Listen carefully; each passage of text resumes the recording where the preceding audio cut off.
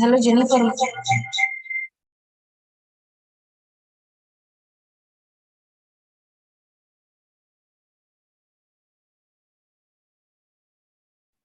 Hello, Jennifer, ma'am.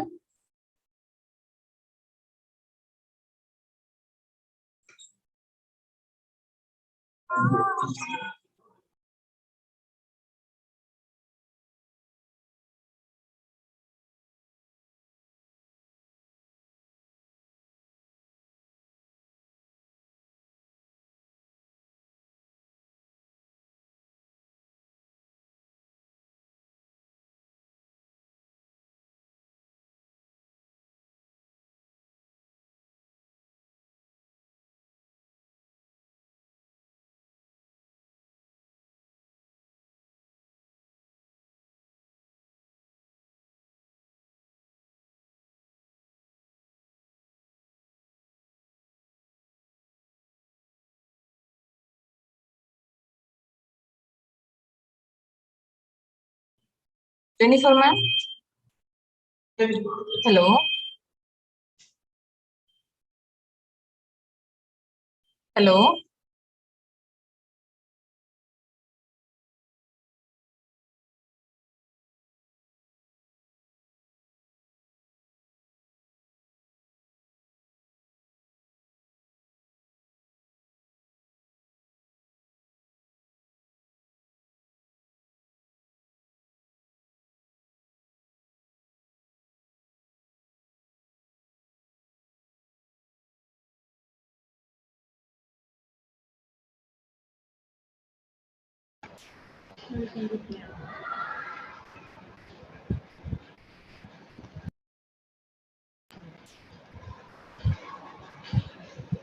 Hello. Ma'am. Hello. Hello. Good Yeah. afternoon.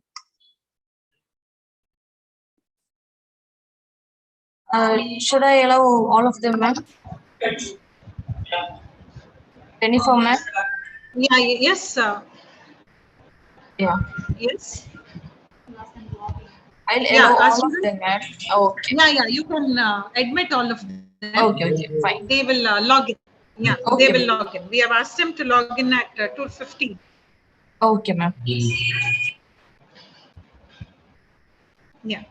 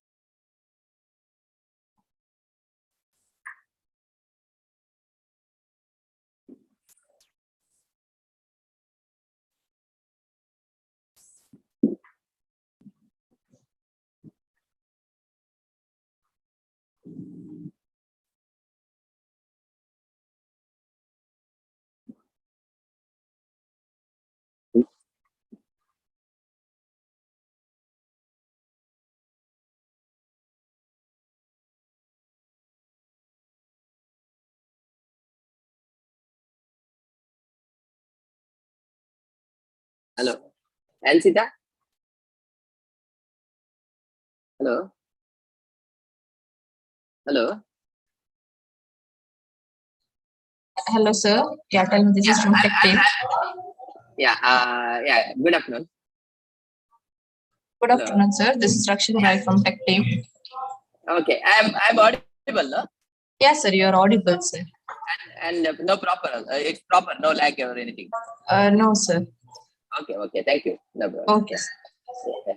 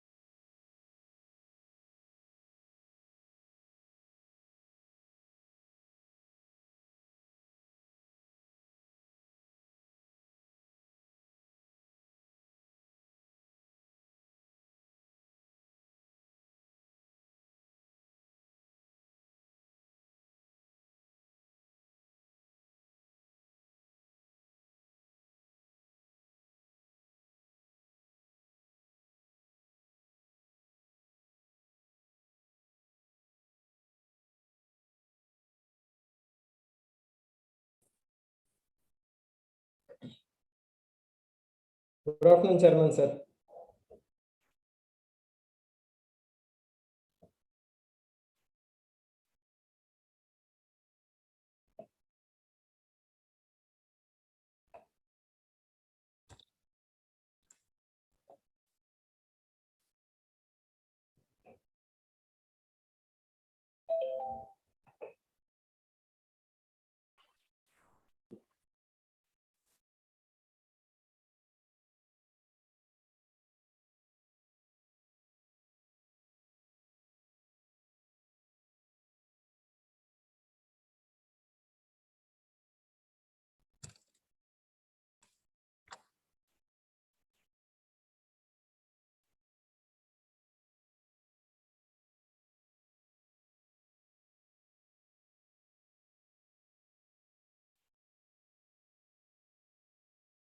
Teresa will begin in next 2 minutes.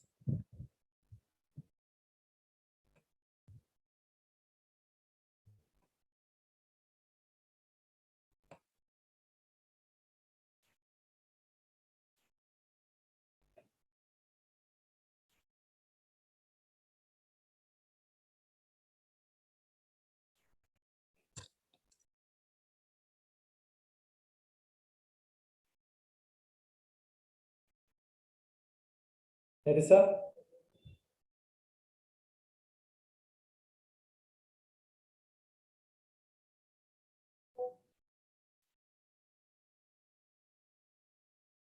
Shilpa madam, Nerissa, kindly unmute Nerissa. Nerissa Norona. Pardon, sir? Kindly unmute Nerissa Norona. She's Okay, our sir. MC for the afternoon. Yeah.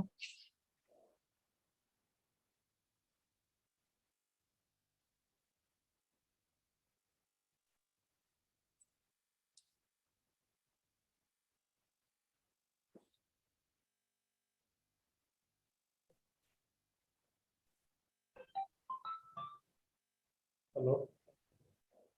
Hello.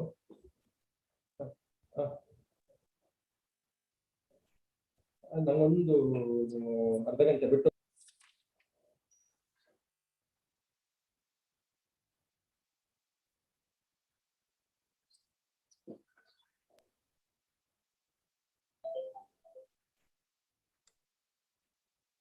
Madam ಮಾಡಿದ್ರ ನಿರೀಸನಿಗೆ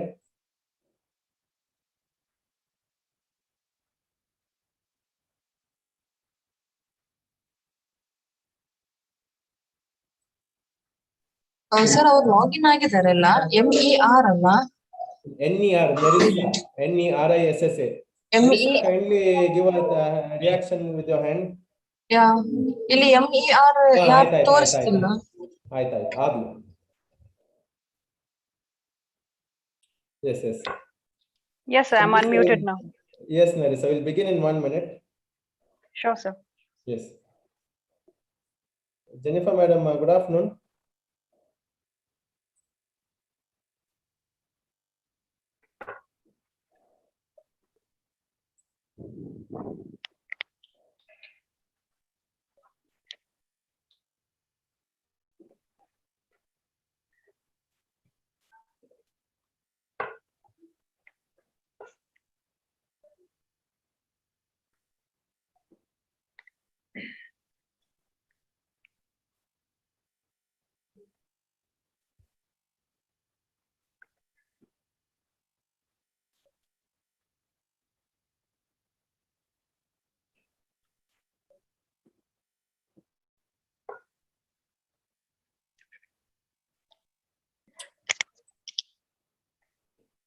We'll start, Nerissa. Yes, sir.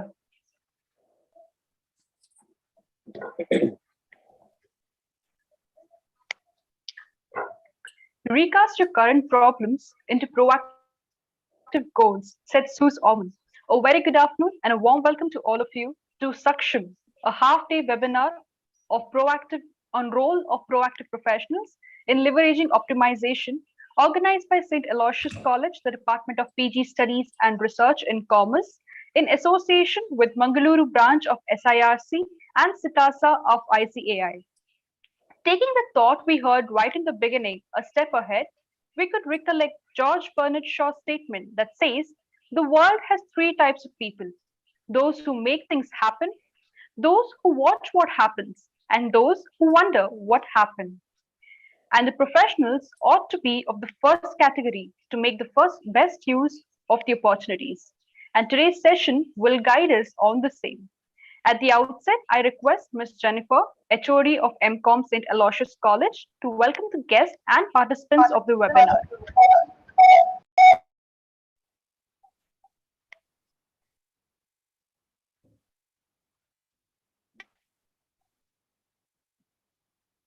I request Jennifer ma'am to take over.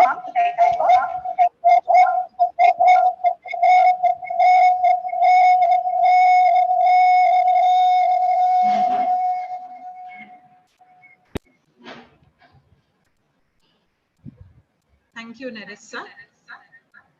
St. Aloysius College, Autonomous, Mangaluru, Department of PG Studies and Research in Commerce, in association with Mangaluru branch of SIRC and SICASA of the Institute of Chartered Accountants of India.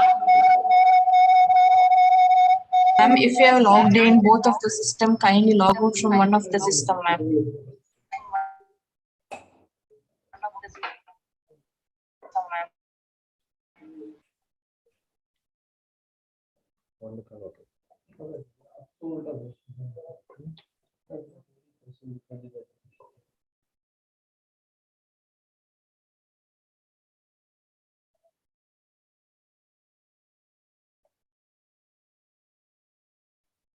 Jennifer, ma'am. Hello.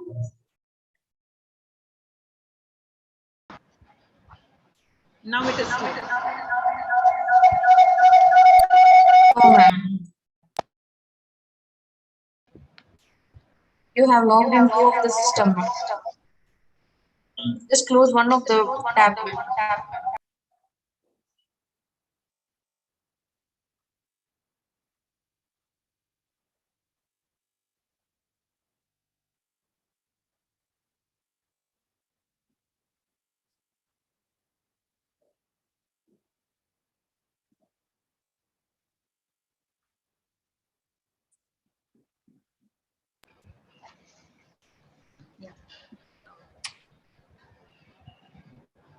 St. Aloysius College, Autonomous, Mangaluru, Department of PG Studies and Research in Commerce, in association with Mangaluru branch of SIRC and SICASA of the Institute of Chartered Accountants of India, have organized a half-day webinar, Saksham, Role of Proactive Professionals in Leveraging Optimization today. We have eminent resource persons who will be deliberating on contemporary topics which will enrich all our participants. At the outset, I extend a warm welcome to the speakers of the day. CAB Bharat Rao, who will be deliberating on information technology, cryptocurrency and blockchain, and CA Kedarnath Shenoy, who will be deliberating on the trading floor, a beginner's journey to the stock market. A hearty welcome to them. I take this opportunity to welcome CAK Subramanya Kamath, Chairman of Mangaluru branch of SIRC. Hearty welcome to you, sir. I also welcome the Chairperson of Mangaluru branch SICASA, CA Gautam Pai. A warm welcome to you, sir.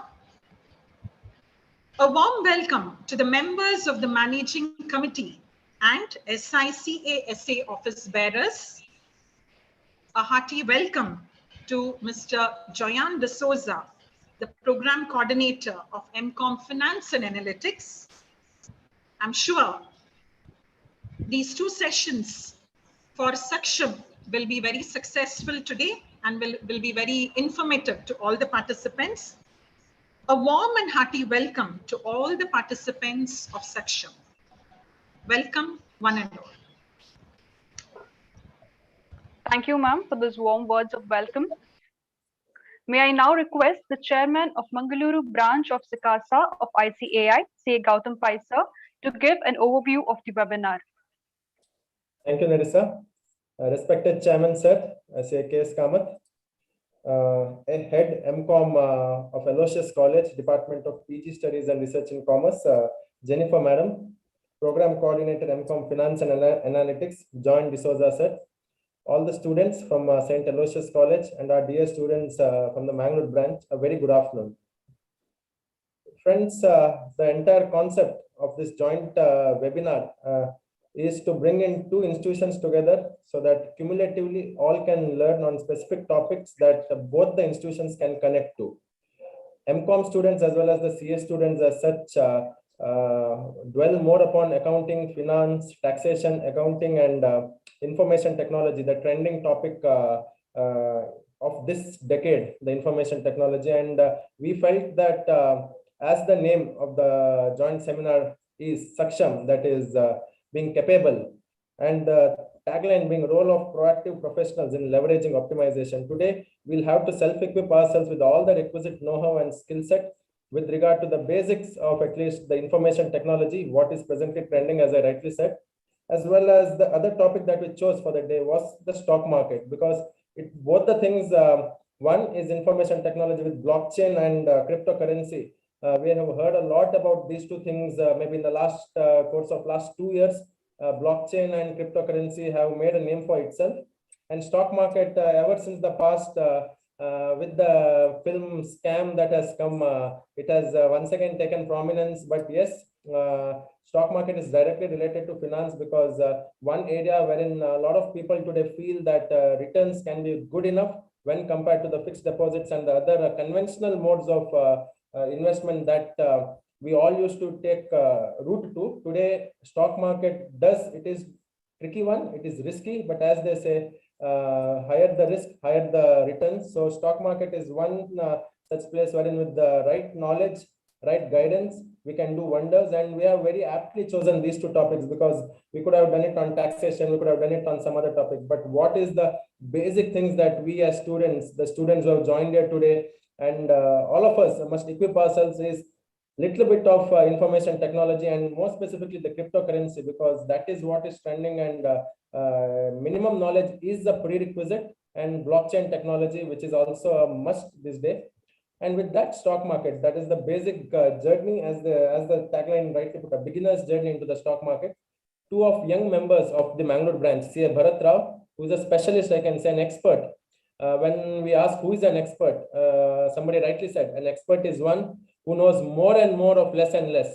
But with Bharat, I can say he knows more and more of quite a lot of things, and information technology is his right-hand game. And I'm very happy to see him this afternoon, well decked up, and I'm sure the next 1 hour will be thorough deliberation, and he's a class apart. I'm sure Bharat will give us all the required knowledge to self-sustain in the field of basic knowledge to self-sustain ourselves. And Kedar, once again, who is someone who is more into stock market. We have chosen speakers who can do justice and who are in the field, so that there is connect with what they speak, and they can give us practical experience. And we have chosen the best of both the topics, and I'm sure all the delegates, we have about 190 plus students who have registered, and even though it says 88 participants in all the most of the CA offices, people have glued into one system, and people are watching us live. So I'm very happy to see quite a good response, and even St. Aloysius College, the students have put in great numbers.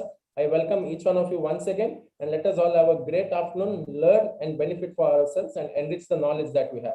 I once again welcome all of you, and over to you, Narissa. Thank you. Thank you, sir, for briefing us on the purpose of today's webinar. We have with us the chairman of Mangaluru branch of SIRC of ICAI, K.S. Kamath, sir, who has been with us and has been a great support to all of us in conducting various knowledge enrichment programs. Warm welcome to you, sir, and I request you to kindly address the participants. Thank you, Ms. Narissa Narona. Respected Ms. Jenny Maria Kodra, Head of the Department of PG Studies and Research in Commerce, and Program Coordinator, Mr. Joyan D'Souza,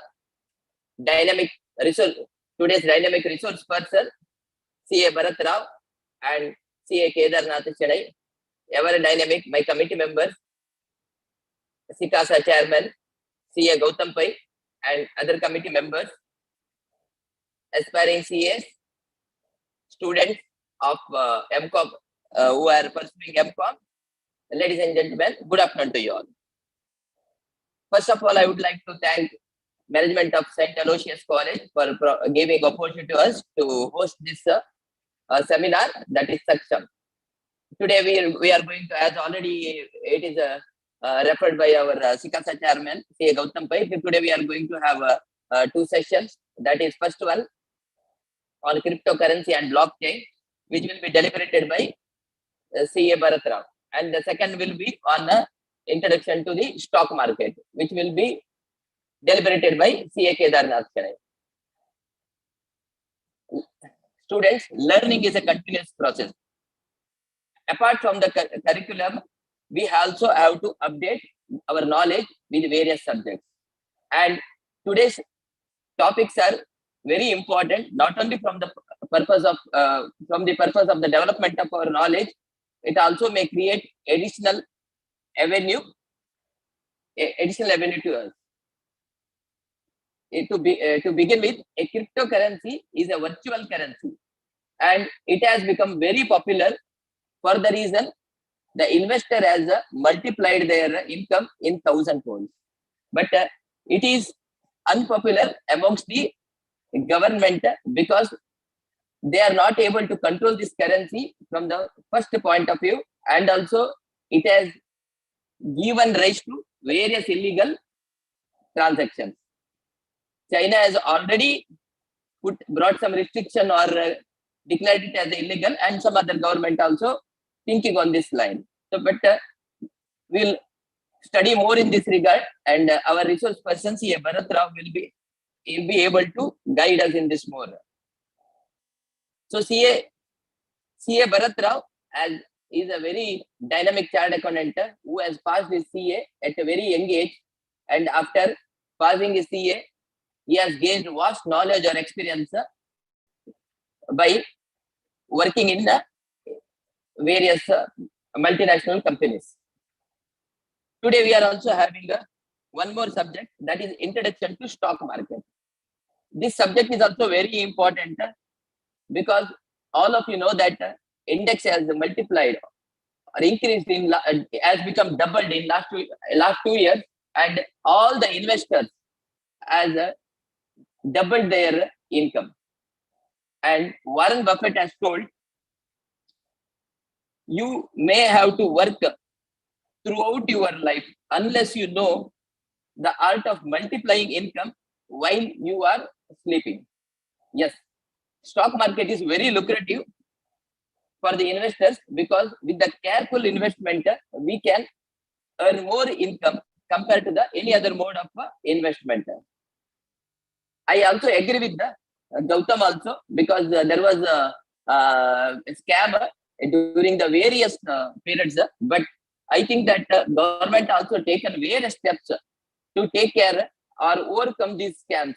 So SEBI is also not only established, it has also given some power, and so we should not invest blindly. So we should not be greedy in the stock market. Instead, we have to carefully, by studying or by learning various ratios, if we invest, I think that our investment will be very safe, and at the same time we have to understand what are the better companies in which we can or we have to invest.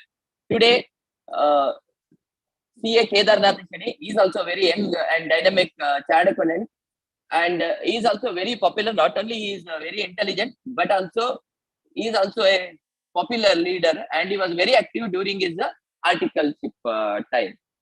So today,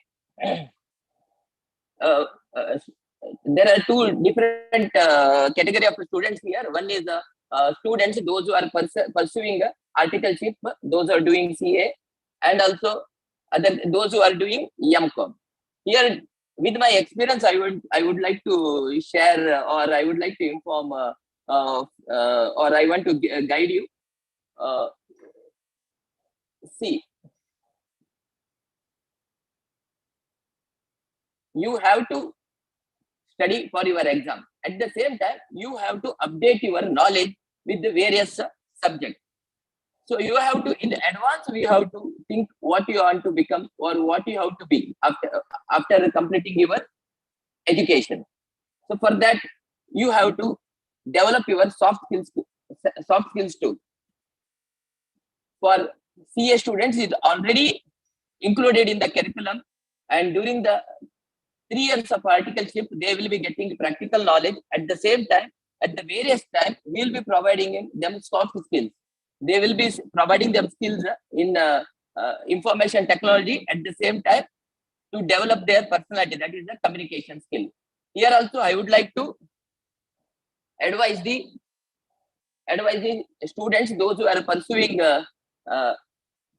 MCOM, you also can have some experience. You can, during your part-time or during the vacation holidays, you can join any chartered accountant office for getting some personal some experience. At the same time, you can also have to focus on the development of communication skill that you can do with the help of referring YouTube or joining some various forums. So Toastmaster is also available where you can join Toastmaster, and it will help you to develop your communication skill. And with this, I think that you will enjoy this seminar, and you will enhance your knowledge. Over to MC. Thank you. Thank you, sir, for setting the right tone for the webinar and guiding the students in their future endeavors. It's our rightful duty to acknowledge and thank the efforts of all those who have made this event possible. I now request the Secretary of SICASA of ICAI, Mangaluru branch, Ms. Ansara Gonsalves, to propose the vote of thanks. The best things in the world cannot be seen or touched. They must be felt by heart. Thank you is one such prayer among them. Good afternoon, everyone. I consider it my privilege to propose a vote of thanks to all the dignitaries present here to witness a memorable event. On behalf of the Mangaluru branch of SIRC and SICASA of ICAI, I would like to extend our thanks to the HOD of MCOM, Ms. Jennifer Quadra, and Program Coordinator, Mr. Joyant, from the Department of PG Studies and Research in Commerce, St. Aloysius College, Mangalore, for providing us with this opportunity to engage with students pursuing professional studies. I would like to thank the chairman of the Mangaluru branch of SIRC, CA K.S. Kamath, for gracing the occasion and giving us his thought-provoking address. I would like to thank the speakers of the sessions, CA Bharat Rao and CA Kedarnath Shenoy. Without you, this event would seem impossible. I would like to thank our chairman of the Mangaluru branch of SICASA, CA Gautam Pai, for all words of wisdom that radiated a source of energy within us. Last but not the least, I thank all the participants of today's webinar for showing their interest in this program. I hope you have a wonderful time. Thank you. Thank you, Ms. Ansita, for those warm words of gratitude. And with this, we shall now begin with the first session of the webinar. Information technology is a field which unravels new possibilities every day, and staying up to date with this regard is of utmost importance these days. To throw light on these topics, we have with us an effective speaker, CA Bharat Rao.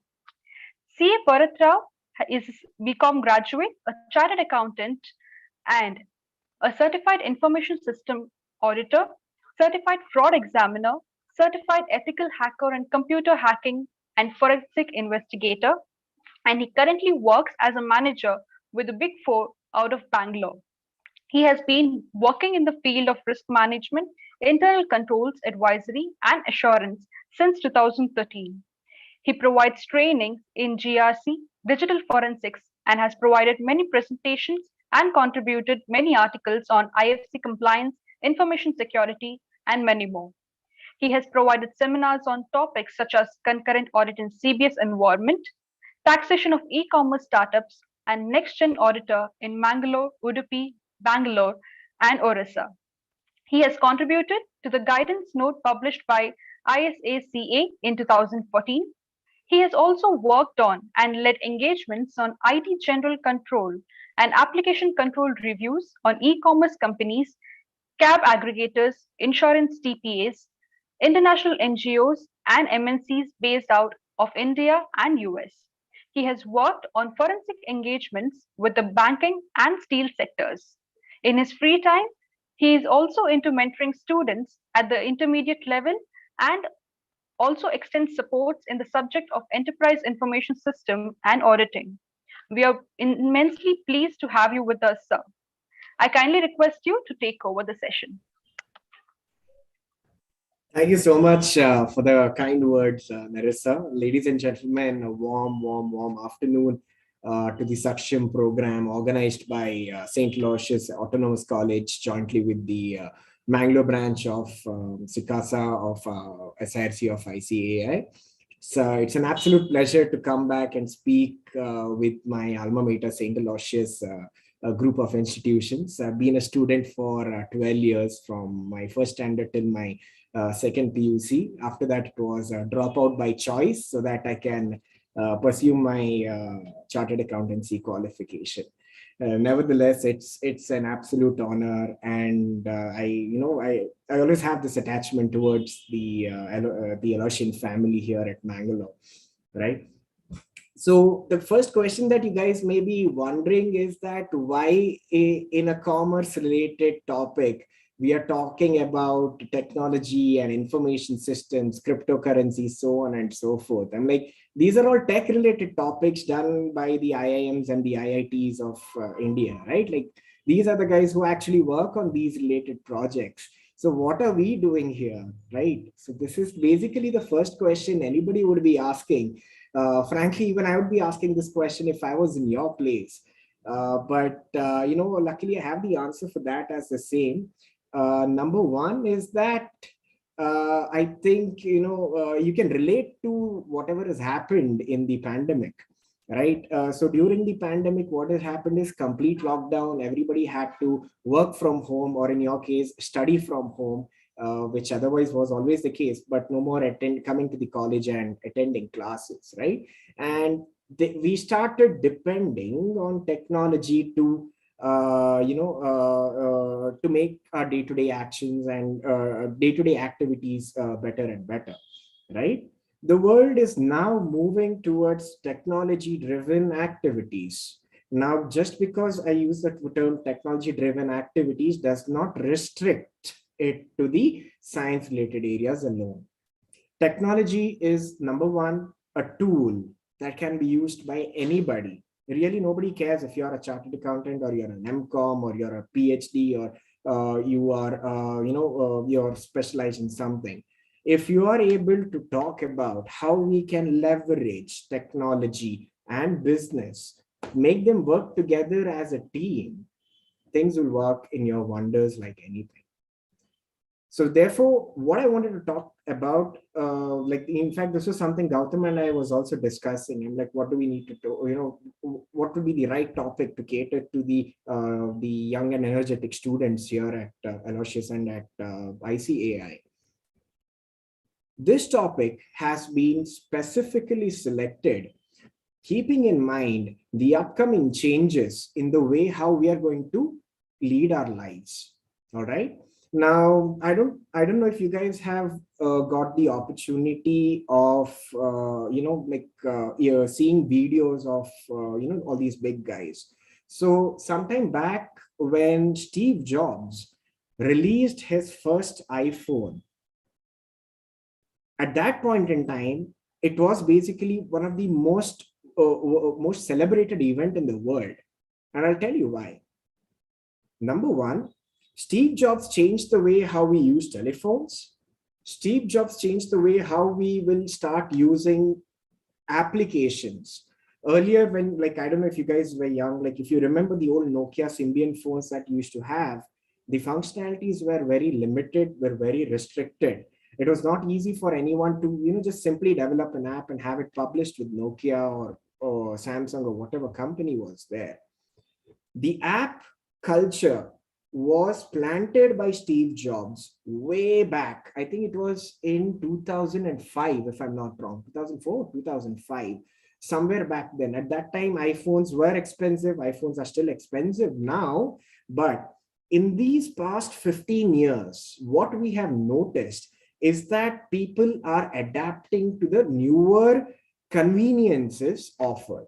In this case, the app revolution took place. Coming for, like, let's come to the future now. I mean, let's come to the present now, 15 years down the line. We are in 2021.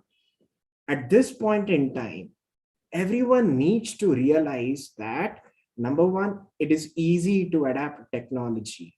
Number two, if it's going to make people, if it's going to increase conveniences, or if it's going to increase the efficiency and the effectiveness of whatever you're doing, getting a lot of work done with reducing efforts, people are more than happy to welcome the same. So gradually, like right now, we are 15 years down the line, and it took about, let's say, about 7 years for the app-based way of working or the app culture to be accepted. Now, in this present era, when everybody is open to be agile, open to adapt, the rate of acceptance of newer technologies such as blockchain or cryptocurrency, etc., is even more. People are waiting to for someone to come up with something that's going to make their lives easier, because at the end of the day, all of us need to realize that we are all humans and we want to spend time with our families, our friends, go out for a walk, go to the beach. I don't want to get busy taking down calls. I don't want to be working all the time. If there is a way to make life simpler, let's do it. And that is why my statement earlier on telling that why is a technology topic being presented to something commerce holds good. Technology is for everyone. It is not for people in science background or the arts background, or exclusively for the people in commerce. It is for people everywhere. So I prepared a short deck over here. This is basically an excerpt of my presentation as the next gen auditor, which I had presented a couple of years back at Orissa. But there are a couple of slides that I think I could present and, basically enable all of you to start thinking. So let me just bring it up.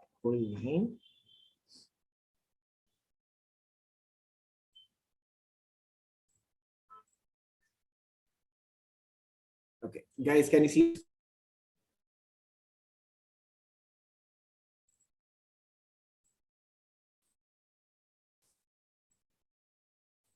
Okay, I'm guessing that's a yes.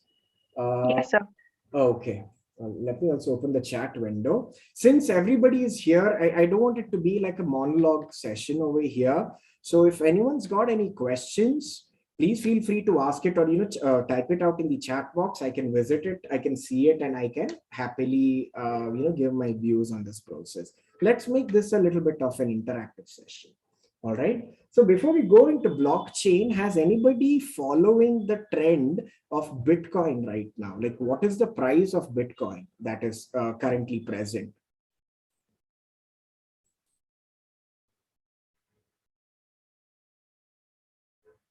Anybody is aware? Anybody knows what's happening in the crypto market right now?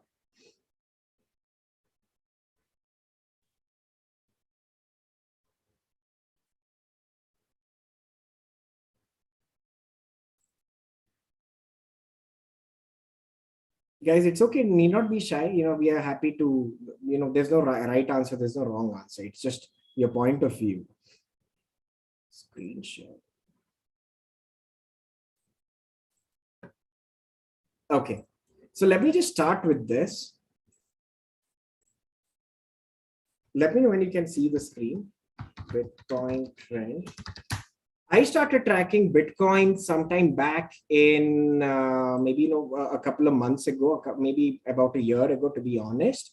And what I have noticed is over the past maybe 1 month, we have seen a little bit of a downward trend from 31 lakhs. It's come down to 30 lakhs. And over the next 2-3 weeks, it has shot up all the way to 50 lakhs per Bitcoin, right? So there's a reason why I'm asking you this question first. What does this mean? One is obviously it's a valid investment. Probably Kedar will be talking about it in the subsequent session. But as a person in the technology field, how I'm going to be looking at these numbers is that, let me just zoom in a little bit so that everybody can see the numbers. Bitcoin number one has touched 50 lakhs. That means the demand for Bitcoin globally is so much that one Bitcoin is coming to about 50 lakh rupees. And 50 lakh rupees at today's rate of currency comes to about $65,000 per Bitcoin, 65 to 66,000 and some change, right? What does that mean? It means that there are so many people in the world who is ready to accept this form of technology called as cryptocurrency, right? Now, cryptocurrency is basically forming part of a larger thing called as blockchain. Now, what is blockchain? The best way to understand blockchain is I don't know if you guys have played this game when you were young. It's called Scrabble, right? So everybody is given about 5 to 6 characters. Like it's a 4-player game, and the rules of the game is everybody plays one round at a time, and they try to make words, right? Then if the word is a valid word present in the English dictionary, then you are given points basis what is there on the board. Blockchain also works in a similar fashion.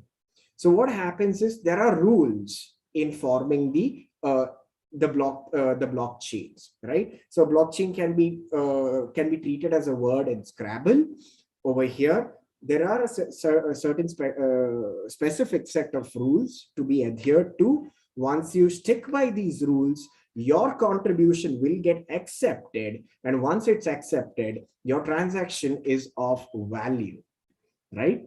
So now what is happening here is a blockchain is nothing but a growing list of records. Now, when I say a growing list of records, it's like a never-ending game of Scrabble, right? It is a growing list of records that are linked to either cryptocurrency or some sort of cryptography, right? Now, cryptography is a technical word which basically contains the rules, the validations that needs to be adhered to, right? So it is an open and a distributed ledger. When I say an open and distributed ledger, what it means is that it can be accessed from anywhere.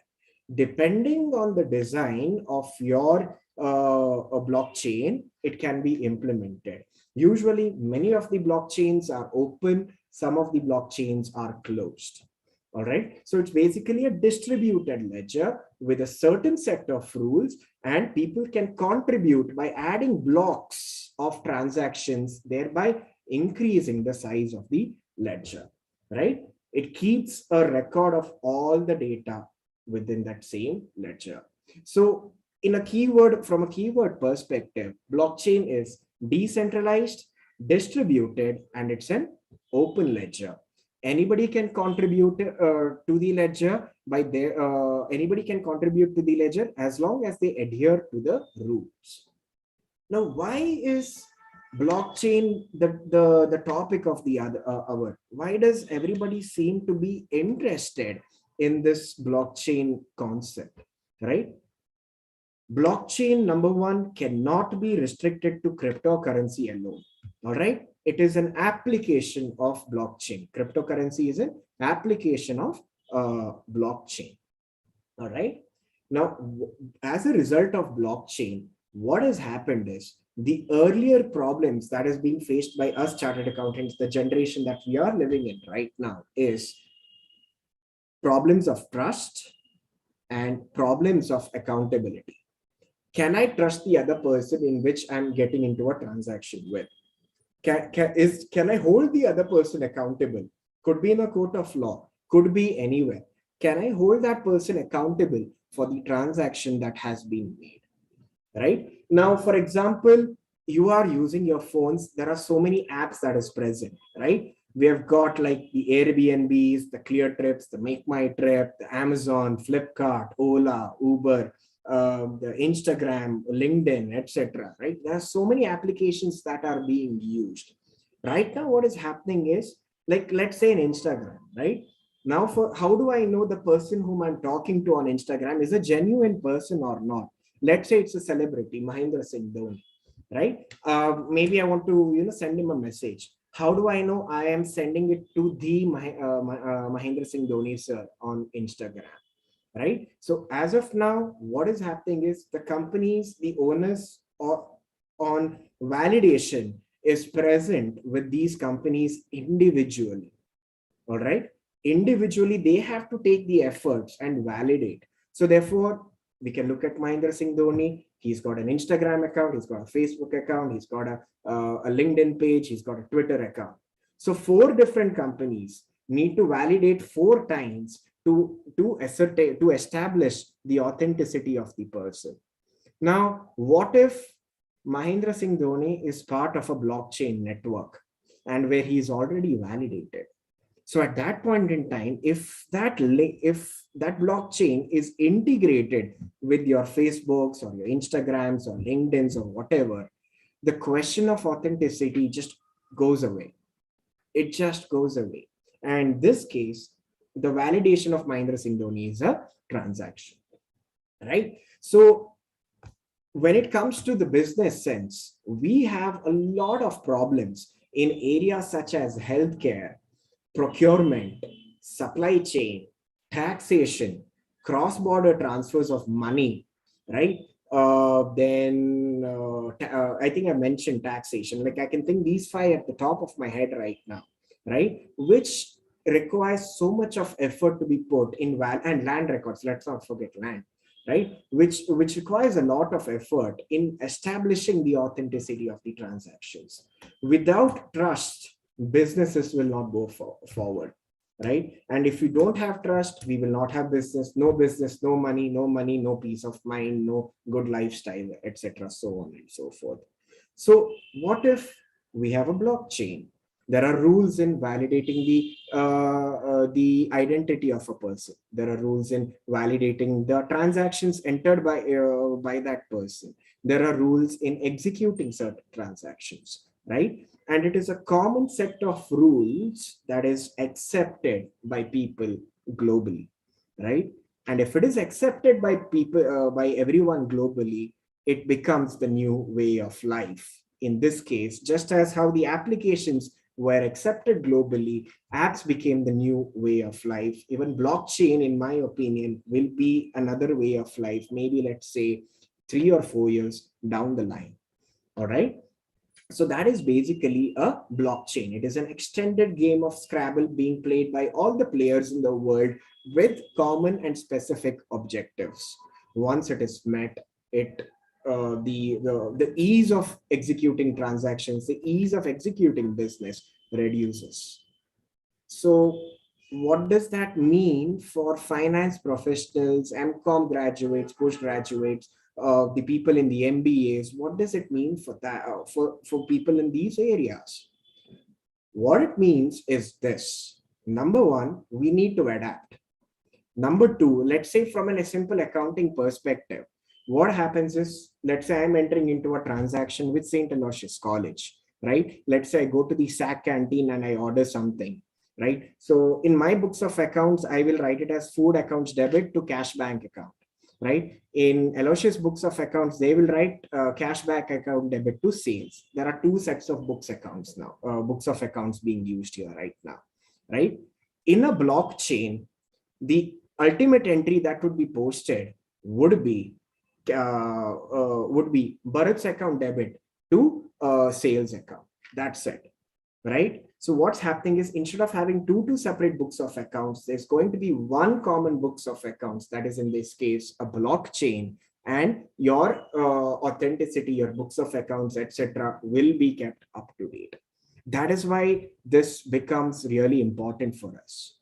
Maybe it's too early to say right now, but I wouldn't be surprised if newer accounting standards are introduced for accounting for transactions conducted in a blockchain model, right? Right now we have got simple rules like debit the receiver, credit the giver, debit expenses, credit the incomes, so on and so forth. Debit what comes in, credit what goes out, right? This fundamental concept that we follow could be changing maybe 3 or 4 years down the line. It is too soon to say right now, but nevertheless, we wouldn't be surprised. So that means it becomes on us as commerce professionals to understand these new accounting concepts and help businesses enable to transact in the blockchain environment. All right. So that is why blockchain becomes a really important thing. And I congratulate Aloysius for taking Aloysius and ICI for taking this initiative to talk more and more about technology, so that none of us are left in the dark when the new technology arises, or when the new style of business emerges. We will be more than ready, prepared to service our clients, or contribute to the business that we are in. All right. So a couple of use cases in blockchain, what I have seen, what I have researched till now, is maybe at an organizational level, they can manage their work in progress. It could be their capital work in progress or their inventory work in progress. Accountability and quality control, project scheduling, process controls, regulatory compliances. This is going to be a big booster in terms of banking, investment, credit services. Right now, we are using the CIBIL scores, right? Now, what if there's a global CIBIL score, which is validating all the businesses or the people and ascertaining the credit worthiness? And, and loans are issued basis your position in the blockchain, right? So this is going to change the way how the world is going to operate basis, blockchain, right? Government services such as taxes, voting records, pension records, government healthcare records, welfare records of the people. The Manrega scheme would be greatly benefited if blockchain would be implemented by the Indian government, right?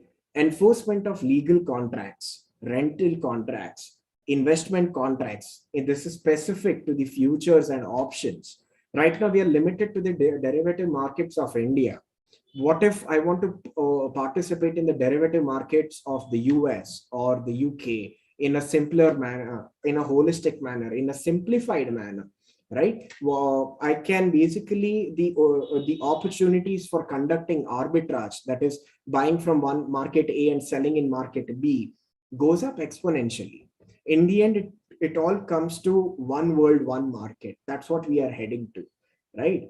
Powers of attorney, sales contracts, smart contracts, etc. Right? So these are some of the use cases of blockchain. But the most important use case, in my opinion, of blockchain is going to be cryptocurrency. Now, let me tell you why. All right. In cryptocurrency, what's going to happen is, number one, it is not the government, it's not the governments of the sovereign bodies of the country issuing the currency. They have an option too, that's up to them. It becomes an alternate form of currency. The challenge that I face over here is it is not guaranteed. It is not guaranteed by a specific government or a central bank, right? Like in this case, if you look at a 100 rupee note, you will see the wordings. I promise to pay the bearer a sum of 100 rupees, a sum of 200 rupees, a sum of 500 rupees, whatever, right? So number one, that is one problem that I see facing. Number two is the availability of blockchains. What if all these are private organizations that is executing the or facilitating the crypto networks, right? What if somebody decided to take off the plug, right? Number three is the KYC, or the identity of the person participating in the cryptocurrency exchange. Number four, potential increase in anti-money laundering transactions over here. Money laundering transactions over here, right? Because of the anonymity, right? Cryptocurrency is going to be a wonderful thing if applied really well. In fact, I just have loaded an article. This was posted by somebody in my LinkedIn network a few days back. I think this was posted on Saturday in LinkedIn. Right? This is a website called as Financier Worldwide. It's a brilliant website. I would request everyone to, just check it out whenever you're free. I'm copying this link of the website to the chat over here so everyone can benefit. Okay, Sumit had responded 49 lakhs. Thanks, Sumit. Right? So over here, The new problem in cryptocurrency right now is, how are we going to regulate it? Who is going to be giving the guarantee? How do we prevent money laundering from being done in cryptocurrency, right?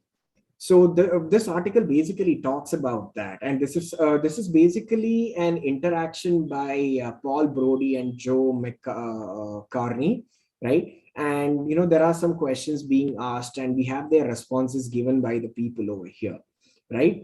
Like for example, blockchain and crypto or digital assets altogether are currently worth about $2 trillion in the market. And this is at the starting phase where we are in right now, right?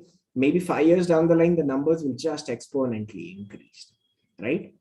The second aspect that I would also want to talk about from cryptocurrency perspective is how it is going to reduce the purchase power parity that we have right now, right? Now, for example, I want to buy a packet of Lay's, the chips brand Lay's, right? So one packet of Lay's maybe costs here about 10 bucks, 10 rupees, right? If I want to buy the same packet of Lay's in the States, I have to shell out about 99 cents, which comes to close to 72, 73 rupees, right? The same quantity of Lay's, the same quality made available in India and in the States is, it's everything is the same. There's no difference whatsoever, right? But in India, I have to shell out 10 rupees, and in the US, I'll have to shell out 99 cents. When I convert that 99 cents into INR, it comes to about close to 72, 73 rupees, depending on what today's rate is, right?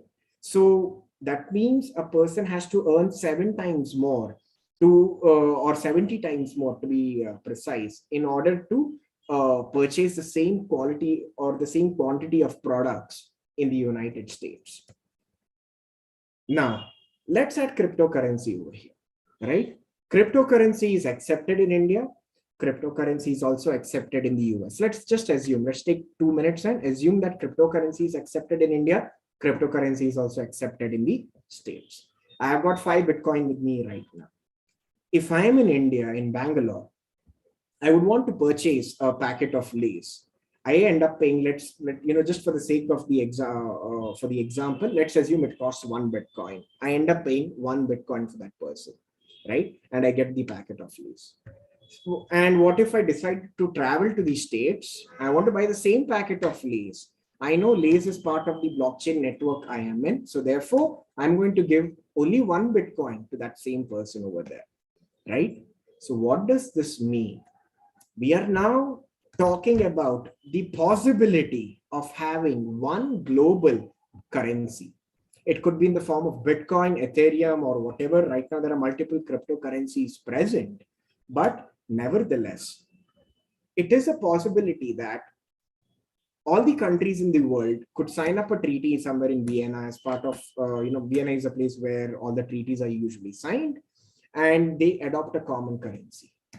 So what does that mean, especially to any economy of a developing country like India? Number one, India is going to start getting the fair treatment that it so rightly deserves when it comes to be working for other countries, right? Like a software developer in India probably starts at 7 lakh rupees, but the same software developer, if he goes to the States, he ends up getting about $100,000 per year, right? And if you convert that into INR, it becomes a large number. It really becomes a large number, right? So number one, it is going to bring parity in terms of the purchasing power of all the countries. If there is parity present in the world, it becomes even more easier to access resources that is present in other countries by India. And it becomes easier for other countries to access the resources that we have in India. And as long as there is this constant exchange of money going across the borders, our economy, our way of life, our lifestyles are going to increase in a very grand manner. That is why cryptocurrency is something that I'm rooting for. Initially, I was really skeptical about the success of cryptocurrency, because right now, if you look at it, all cryptocurrency is driven by hype, right? There are a couple of factors, no doubt. Now the factors are increasing, right? Like probably Kedar will talk about what is driving the stock market prices on the demand and supply, right? How is that determined? When it comes to stock markets, the price of a share of a company is solely dependent on the performance of the company, on the initiatives taken by the company, any significant events impacting the company, or external factors like new government regulations, etc., dropping of taxes or increase in taxes. They are also affecting the share price of the company. So we have got a couple of quantifiable factors. When it comes to cryptocurrency, the number of quantifiable factors are bare minimum. Apart from Elon Musk, I don't see any other company or any other factor that is of a large scale which could impact the purchasing decision of cryptocurrency. So that's why it's purely driven on hype, right? That's my base for that, right? So that is also one of the new challenges that we are going to face in cryptocurrency. Now, let's say if something goes horribly wrong in a stock market, we will have regulators like SEBI pulling the plug on the market, suspending the trading activities for that company, so on and so forth. We don't have any such thing for cryptocurrency, right? So nevertheless, blockchain has resulted in a change in technology. It is also changing the way how businesses are going to operate going forward. It is something that all of us needs to accept and needs to basically, adapt and internalize as part of our day-to-day activities, right? It is also going to be changing the way how payments are going to be made in a radical manner, right? From a commerce perspective, we need to be ready in number one, understanding the technicalities that is involved, understanding the underlying technology, understanding who is accountable for setting the rules of the blockchain network, who is accountable for maintaining and ensuring the availability of the blockchain network, right? We are also, people are going to come down to us to ask, okay, I've got a business. It's now a hybrid business. That is, I also maintain my books of accounts, and I also execute my business in the open ledger network of this blockchain, right? So I've got two parallel sets of books of accounts. Now, how can I integrate them? How can I merge them and ensure that I am reporting the right number of revenue and expenses and profits to my shareholders, right? So these are the new avenues and new opportunities that is present, where we as young talent can invest ourselves in. We invest now, I guarantee you 3 years, 4 years down the line, you will be reaching places, right? And like I said, the rate of acceptance of new technologies is going up. It took maybe about 3 or 4 years for blockchain or cryptocurrency to be accepted globally. It took about 7 years for applications to get accepted globally. From 7, it dropped down to 3 to 4, right? So we have to be ready now in understanding these nuances, in helping out our clients, helping out our friends, helping out businesses grow. Because let's face it, we are in the commerce industry, and we make money as long as we help our businesses make money. Unlike doctors and engineers or whatever, right? The doctors make money on a negative event when somebody falls ill, so on and so forth. But we are being in the commerce industry, we end up making money when something positive happens around us, right? So it is an area which I feel everybody needs to get into. It is an area which I feel it is worth investing. And if anybody's got any doubts or questions, you can always reach out to me, and I'll be happy to share my thoughts and views in this regard, right? A couple of risks of blockchain. Okay, I think I kind of explained. Okay, this is auditing the chain. It's not needed. All right. So we are at 3:30 right now. We have got 10 minutes Q&A session. So if anybody's got any questions or anybody has any experiences to share, feel free to unmute, and we'll be happy to discuss.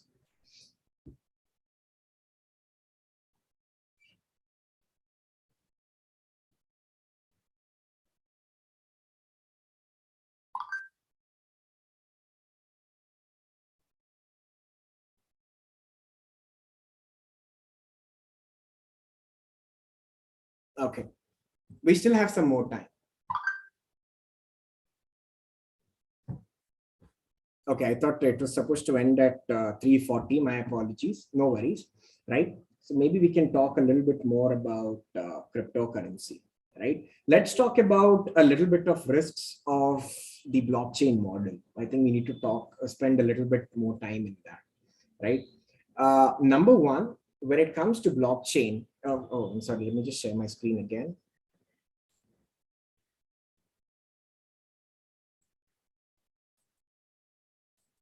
There we go. Perfect. All right. So what ideally happens in a blockchain is, like I said, it's a game of Scrabble, right? There are rules and contributing, right? Cryptography comes into play in a large manner, right? Now, to better understand cryptography, let me just show you this example over here, right? You can see I have, let me just probably need to zoom in a little bit. Windows Plus.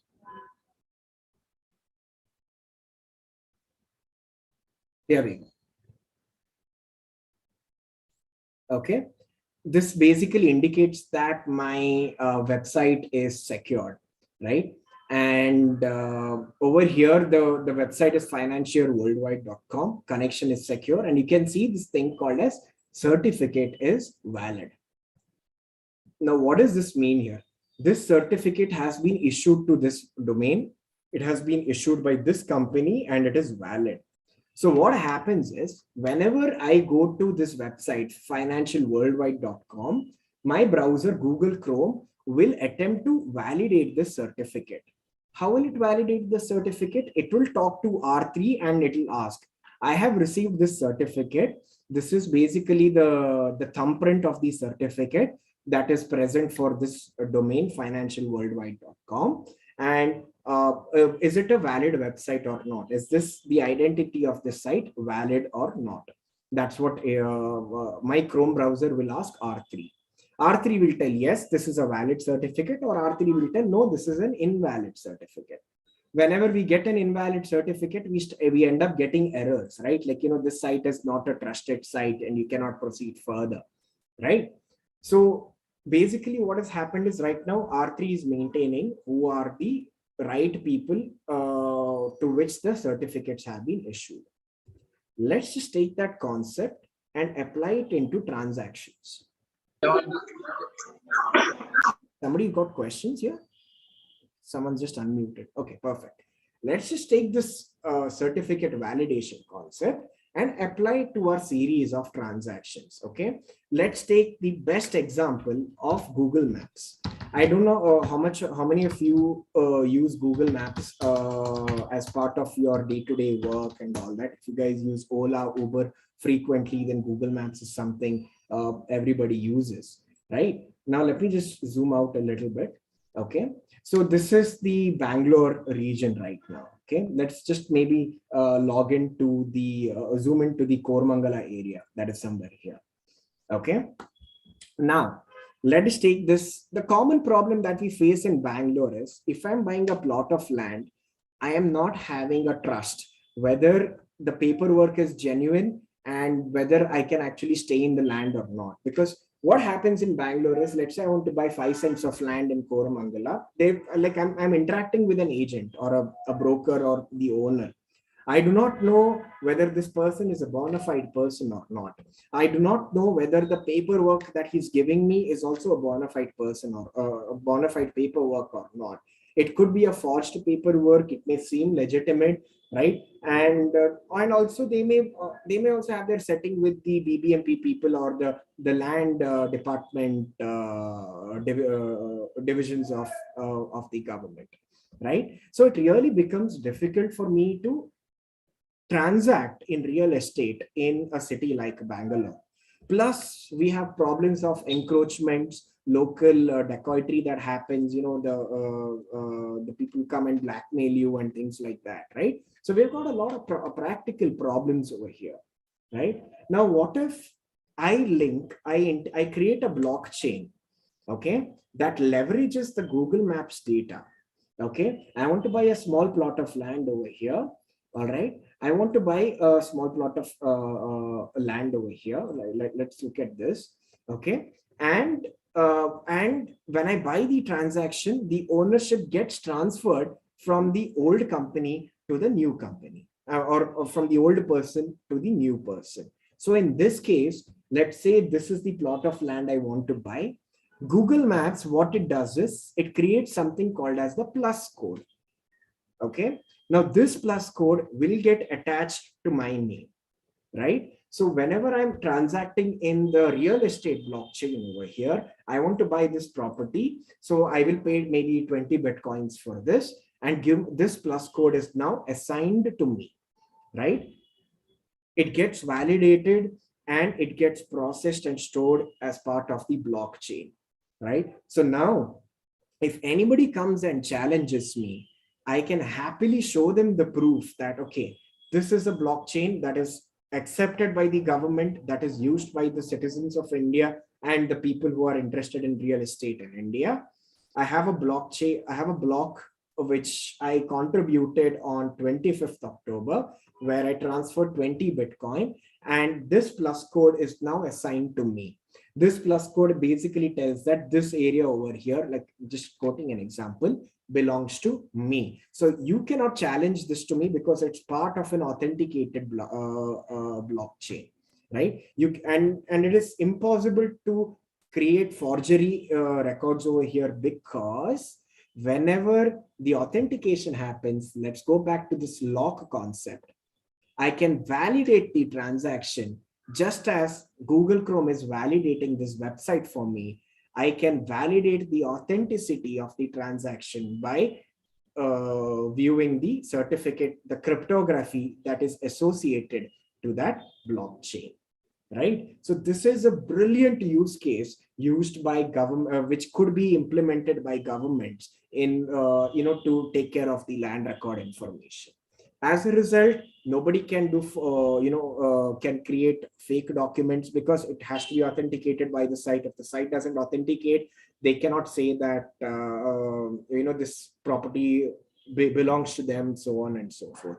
Even the courts will be left with no option but to favor the owner of that block of transaction, whoever posted that, right? So this becomes a brilliant use case over here, right? So that is why private key and public key security becomes an important regard or a consideration or a factor while forming the blockchain. How easy it is for you to create the cryptography associated to it, right? Right now, there are multiple security algorithms like MD5 and so on and so forth, which is pretty much simple, right? But it is not hard to develop a really complex cryptographic math problem, which the blockchain creators will take into consideration, which will make it foolproof, and it cannot be replicated, broken that easily, right? So number one, the private and public key security has to be taken care of. Number two is the security vulnerabilities at the terminals. Now, do you think I'm a business guy? Do you think I will have the actual knowledge of programming the block within the blockchain transaction? No, I can't do that, right? Even if you look at Bitcoin, right? I can't just go directly contribute to the Bitcoin thing, the Bitcoin blockchain. It is really difficult, and frankly, you need specialized skill sets for that, right? So what do? I make use of apps such as CoinDCX or WazirX, right? There is a very easy user interfaces provided to us, maybe in our phones, in our laptops, etc., right? And using these applications or interfaces, I am able to transact with the blockchain. So the security of that application or that interface has to be taken care of. Number three, risk of, yeah. Someone's got a question? No? Okay. Coming back. Risk of impersonation of transactions. A weaker cryptographic graphic key would lead to weaker transactions being contributed to the blockchain, and anybody can impersonate it and challenge the authenticity of the transactions. Now, this risk has kind of been proved to be less and less relevant, means it's becoming more and more irrelevant right now. Why? Because there is so many, we have been using Bitcoin for quite a number of years now, maybe about 5 to 6 years, right? Nobody has come across any report of or dispute when it comes to their transactions pertaining to Bitcoin, right? So so what does that mean? It means that Bitcoin has effectively implemented a strong cryptographic mechanism which will validate the authenticity of the transactions and thus cannot be forged by anybody else, right? I cannot simply go add a contribution to the block telling that I own 25 Bitcoin. No, because the validation process is so strong by virtue of these cryptographic means that it is not easy to impersonate transactions anymore, right? So this becomes a little bit more and more irrelevant. Risk at vendors, right? Now, whenever you need to transact business, you need to have two people minimum, right? A buyer and a seller, right? Now, what if your buyers, or I mean, your sellers are not onboarded in the blockchain, right? That's why I mentioned this statement. I am now in a position where I'm running a hybrid way of business. One is maintaining my books of accounts and maintaining my blockchains as well, right? So if half of my vendors are here, half of my vendors are here, it's going to lead to an accounting nightmare and more importantly, a business nightmare, right? Because if someone's not if someone's not a part of your blockchain network, he or she may not be, the trust that the other person is giving, the buyer is giving, or the vendor is giving, may not be credible, right? So that is a thing. Lack of testing of the network on a large scale. Now, if you look at cryptocurrency, let me just quickly do a quick Google over here, right? List of ICOs.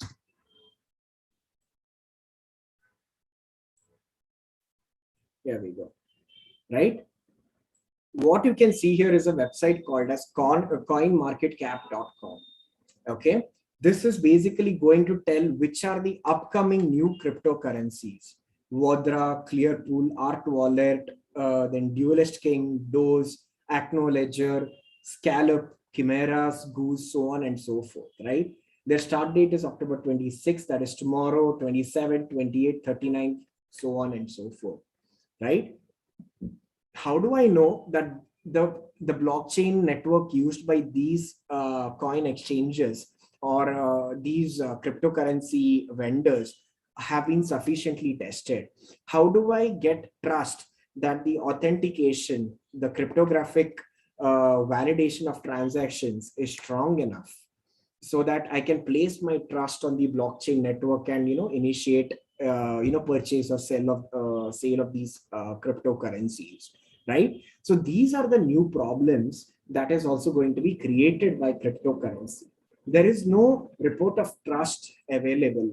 There is no report of trust available that gives sufficient information that this blockchain is secure, that the transactions contributed or built as part of the blockchain will be secure, right? Lack of regulation and standards. The whole point why Bitcoin was created was to promote anonymization, right? Now, what does that mean? I don't want the world to know how much money I have. I don't want the world to know how much money I have spent. I don't want the world to know how much money I have received. This basically leads to two problems. One problem to the tax regulators, because if you're not revealing how much you have earned, I don't know how much to tax you, which is a smaller problem. The bigger problem is, what about terrorism activities, right? Because of cryptocurrency, because of Bitcoin, unfortunately, we are in a sorry state where drug trafficking, child trafficking, sex trafficking, drugs, then your terrorism activities are largely financed through cryptocurrencies. Why? Because of the lack of anonymity, right? Lack of identity leads to anonymity present, and because of anonymity present, anybody can do whatever they want without being responsible for it, right? So this is a newer problem that is being faced, right? And we are responsible people, we are good citizens, and we want to ensure whatever happens, it's good for the society and the economy at large and not bad. right? So how do we know that the person who's being part of the crypto network is a genuine person, right?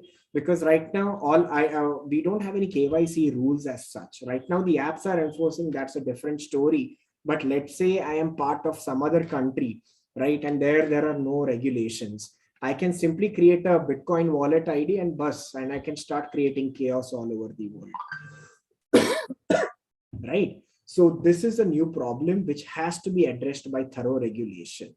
Right now we have got the Prevention of Money Laundering Act, which imposes hefty fines in case you are doing some sort of money laundering activities, right?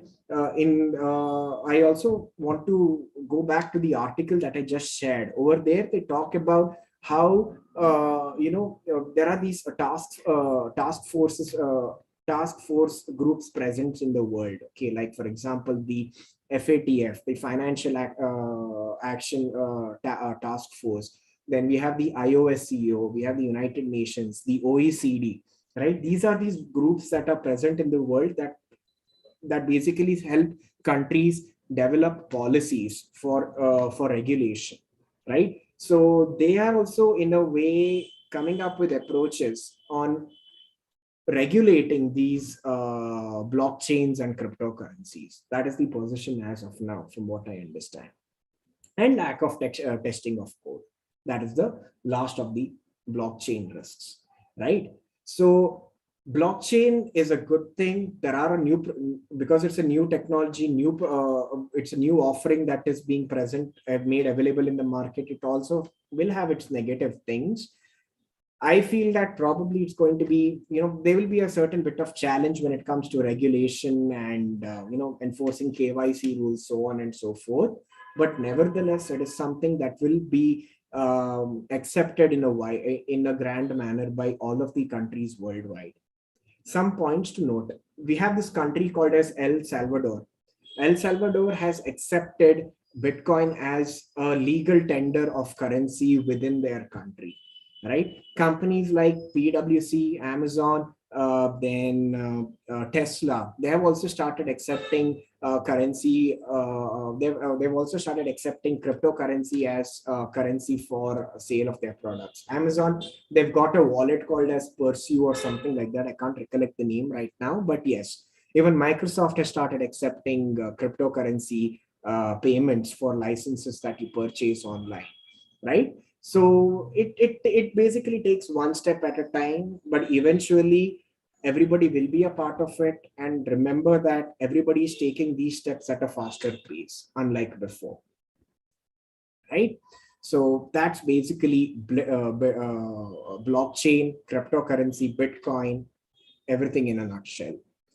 The terminology that will be the next buzzword when it comes to blockchain and cryptocurrency, etc., is called as DeFi, decentralized finance, right? So whenever anybody talks about decentralized finance, understand that they're talking about blockchain and cryptocurrency and how blockchain will be the next tool that will be used by businesses, people, students, etc., for executing their day-to-day lives, right? So with this, let us be open. Let us take the initiatives to read up, prepare ourselves, and become true professionals in helping out other people achieving their business objectives.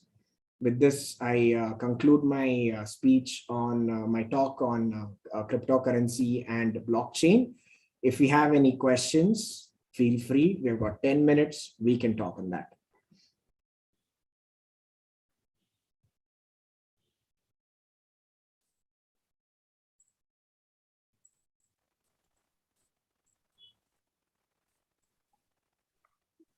I request the participants to kindly raise your doubts and queries in the chat box, or you can unmute yourself.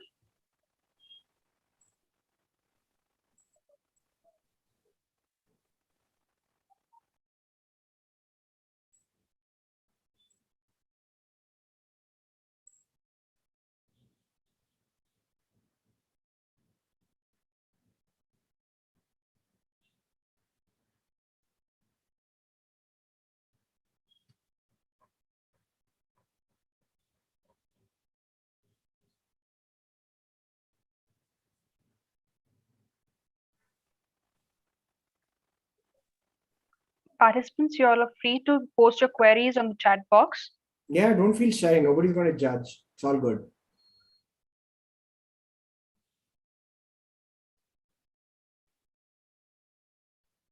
Participant, you can unmute yourself and you can have a questions.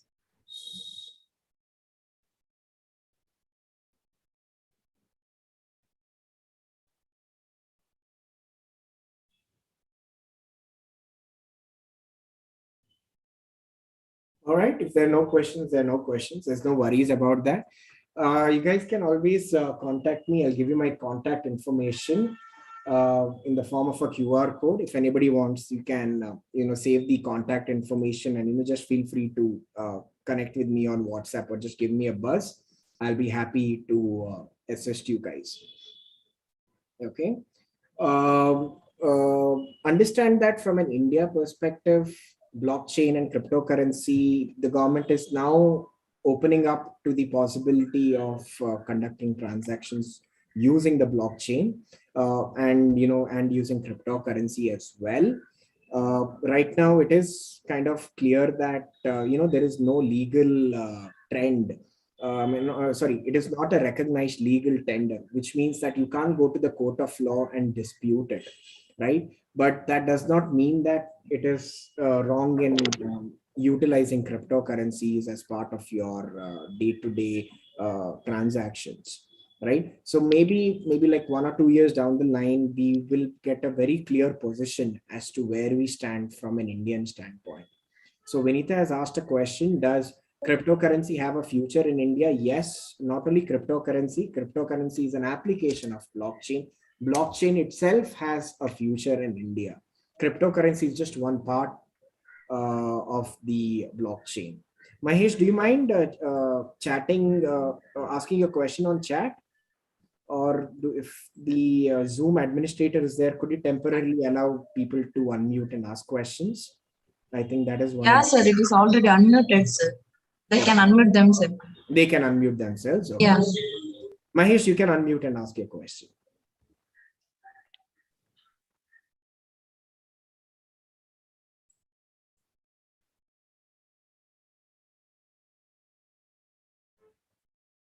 Mahesh, unmute yourself.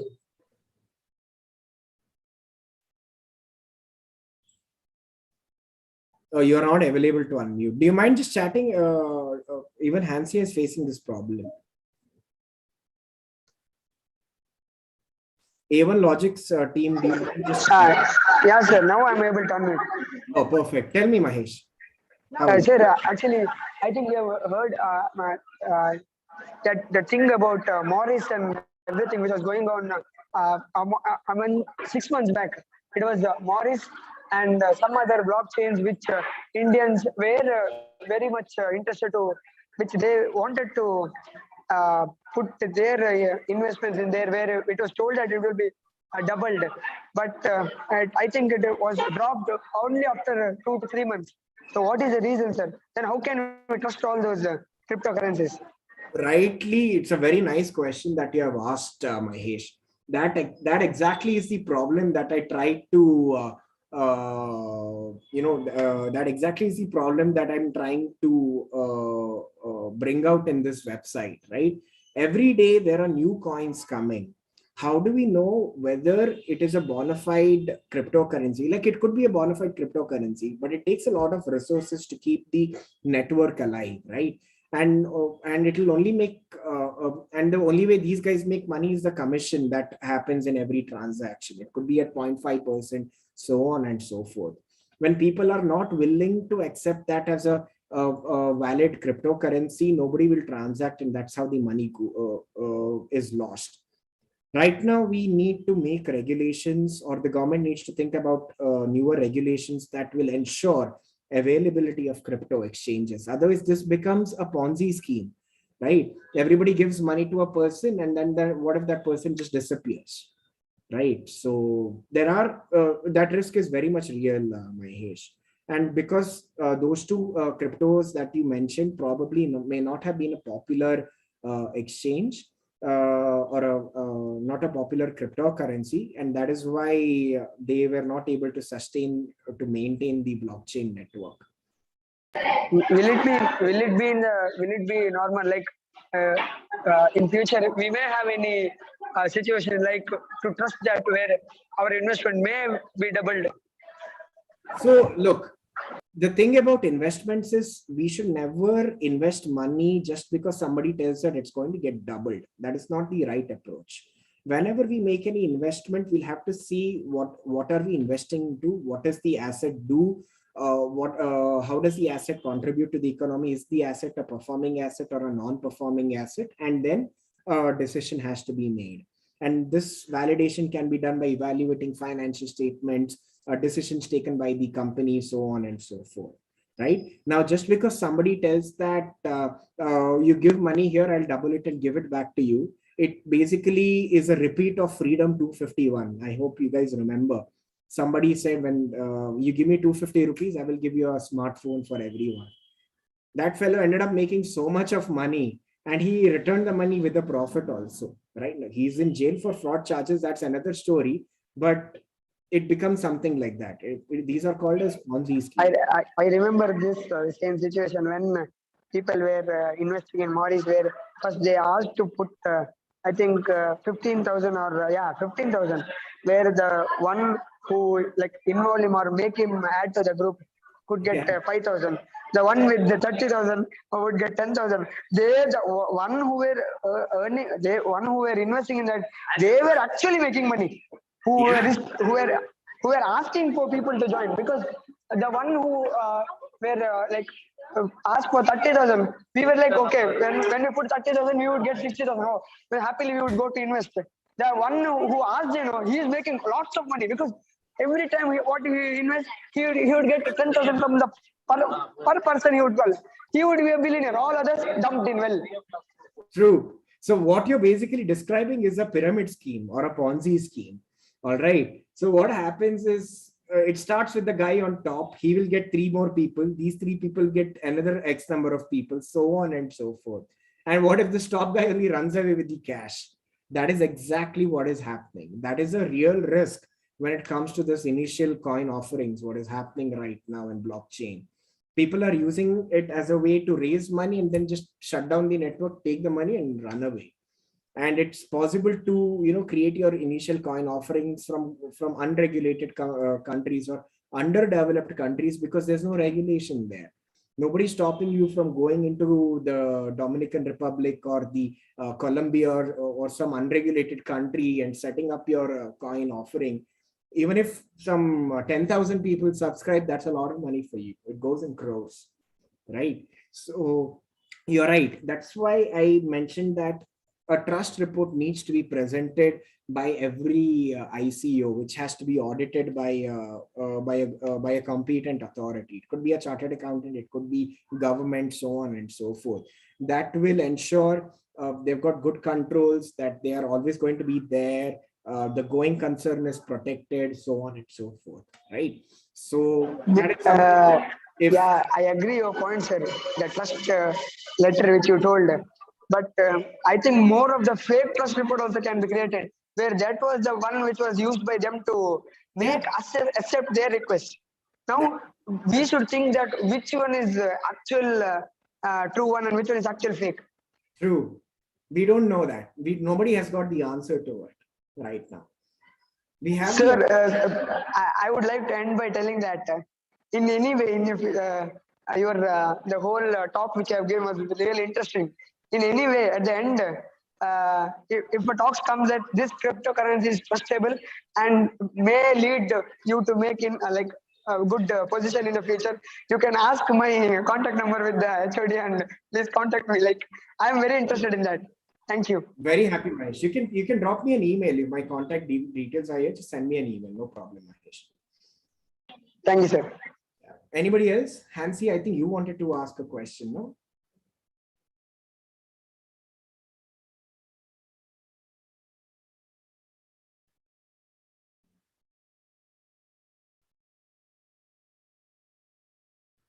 No?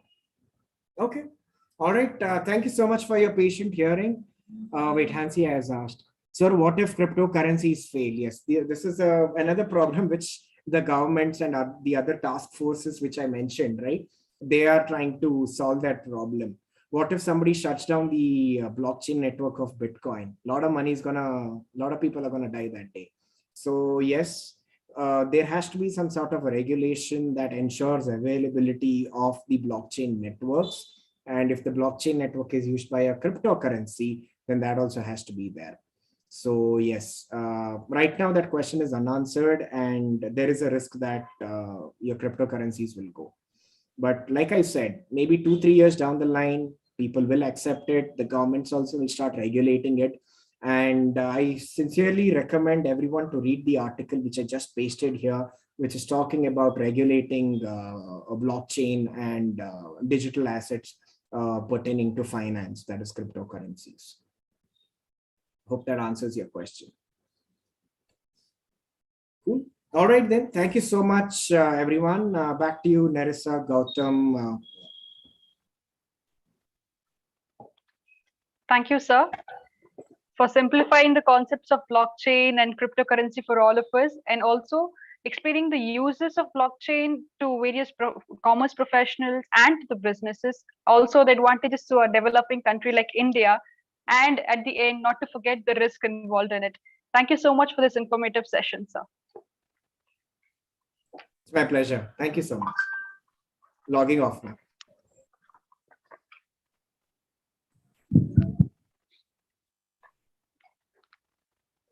After a fruitful session, let's now move on to the next one. To begin with, if we were to drive a car, it's important to know to know the signals, the rules before we go on the road, so as to avoid accidents. Similarly, it's of utmost importance to know all the pros and cons of stock market as we take our baby steps into it. And the second session for the day will throw light on this topic, and we have an efficient orator, CA Kedarnath Shenoy, as our speaker for this session.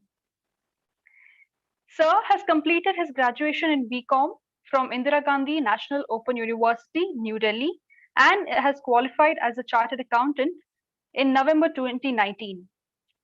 He was a center head for Mangalore, a group academic consultant and a faculty at Siddhant Learning Solutions Private Limited. He has been an independent financial and tax consultant since January 2018 till February 2020. He was an articled assistant at M. Jagannath Kamath & Co. Chartered Accountants, and he was a speaker at various career counseling programs organized by ICAI and other educational institutions like Alvas and Trisha groups of institutions. Not to forget, he was the vice chairman of the Mangalore branch of SICASA in the year 2015-16, during which a 2-day CA student national conference, Jnana Satra, was conducted, and also a CA Fest Nirvana, There's Beyond It, was conducted and benefited by 750 students, and has also conducted a joint CA members national conference, Jnana Divige. In his school and college days, he has also been a secretary of Commerce Association, Canara PU College, and a secretary of Konkani Sangha, Canara PU College. And after it, he has judged various college fests in Canara College, Besant, and also Asia Institute of Management. He has also authored a book called Beginner's Guide to Direct Access and Strategic Management for CA Inter. Currently, he is the proprietor of Kedarnath Shenoy and Company Chartered Accountants. It's a pleasure to have you with us, sir, and we look forward to learn a lot from you. I kindly request you to take over. Yes, thank you so much, Nerissa. Yes, am I audible, guys? Am I audible? Yes, am I visible? Yes, am I sir. audible? Yes, sir. Yes, sir. Yeah, thank you so much. Okay, so good afternoon all. I think we just had a very good informative session on cryptocurrencies and blockchain technology, if I'm not wrong, right? Yes, so can you guys please respond in the chat box? It's a two-way session, right? Yes. Let me just, yeah, are they able to chat with me?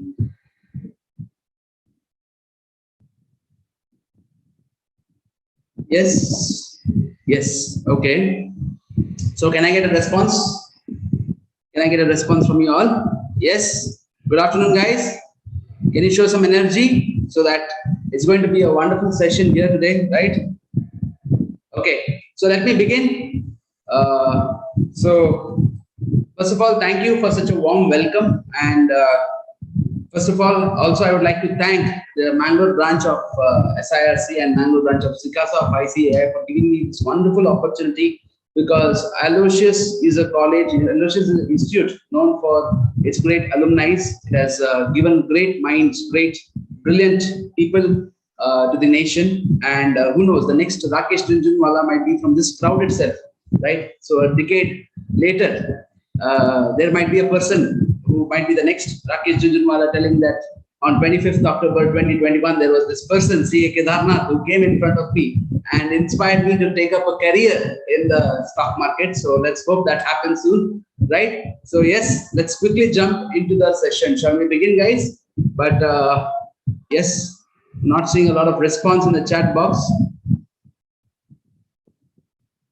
Okay. All right, let's proceed. So first of all, before we begin, if you're here, let me give this two disclaimers. All right. So if you are here expecting me to give you some great stock tips, right? If you are expecting me to give you some certain stocks that will go multi-bagger in the coming days, I'm sorry to disappoint you, because in my opinion, there are only two people who can predict the stock prices. There are only two people who can predict the stock prices. So if anybody comes to you telling that I know for sure this stock is going to up or this stock is going to crash, they should be one of these people. Either they are a god, because only God can predict the price, or else they are a liar. So either they should be a god or a liar to predict the prices. I am none of those, so I will not be able to predict, and accordingly I will not be able to tell you which are the very great stocks and which stocks you should invest in. That I will leave it to you and your wise, or or your judgment. But how to do that judgment, today we are going to learn. All right. And not only that, the second disclaimer is that I wanted to know if anybody is already into stock markets among all these 59, 58 participants. I just wanted to know if there's any people out here who are already into stock markets. Well, all right. Okay. So if anybody is into stock market and they're already expecting a lot from the session, so let me just tell you, we are going to learn the very basics of it, the very basics of it. So if it's learning the stock market is a never-ending ocean, right? So I'm just going to teach you a few drops out of it. All right. So how to begin, where to begin with, what is the stock market, all the very basic, we'll be starting from scratch. All right. So yes, shall we begin? Yeah. So I hope this is visible. Yes. Okay.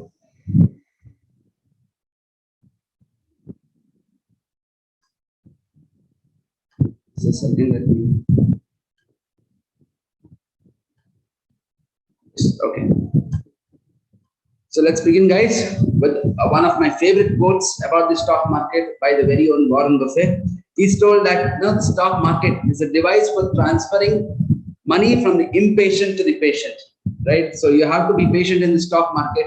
It doesn't mean that you not weed out the losses. No, that is what is happening these days in the stock market. People, hold on to their lost stocks, but cut down on their profit stocks. That is how greedy we are. So we will learn how to manage our finances, because the financial literacy in India, the literacy itself is not 100%, and to be very honest, the financial literacy in India is also not that really great, right? So we'll start with the baby steps, and today let's hope this is your baby step towards it. Yes. Okay. So welcome to the session, guys. Yes. Okay. So, beginner's journey into the stock markets by your kind self, C.A. Kedarnath, right? So first we'll understand what is the shares. What do you mean by shares? The very first basic question we have to ask before we enter into the stock market is what are shares? Because I've seen so many of my engineering friends, right? They don't have a lot of knowledge about the commerce background, but here I think a lot of you, most of you are from commerce background itself. So I don't think you don't know what are shares, but still, just to clear the air out, I will come forward and tell you what are shares, because like I told many of my engineering friends, they don't know what are shares, but they're into stock market. It is just like cryptocurrencies. You don't know what is cryptocurrency, but you still buy and deal in them, right? So at least shares, there is a proper definition. So shares is not something new. It is there since ages. It's there since probably a century now, right? So first we'll understand what are shares. So shares are nothing but units of ownership in a specific company, right? For example, Reliance Industries, they have so many shares, right? So what do you mean by that? When I buy a share of Reliance, what does it actually mean? It means that I'm purchasing a percentage of shares, percentage of ownership in that company. It is as simple as that. So let me give you one more example. Let us say I have a great startup idea, or I have a great idea from which I need some funds. There are many ways to get those funds. Either I can put in my own savings, or I can go to a bank and ask for a loan, or the third way, I can ask the general public to invest in my company. Now let us assume I come to you guys, right? Now there are 60 people out here. There are about 60 people, and let's assume I need 60 lakh rupees to start my company. So I'll tell that I need 60 lakh capital, for which I'll give you each one of you one share. All right. Or let us say, let's make that 60 lakhs. Means, let me assume there is about 60,000 shares that I'm going to make.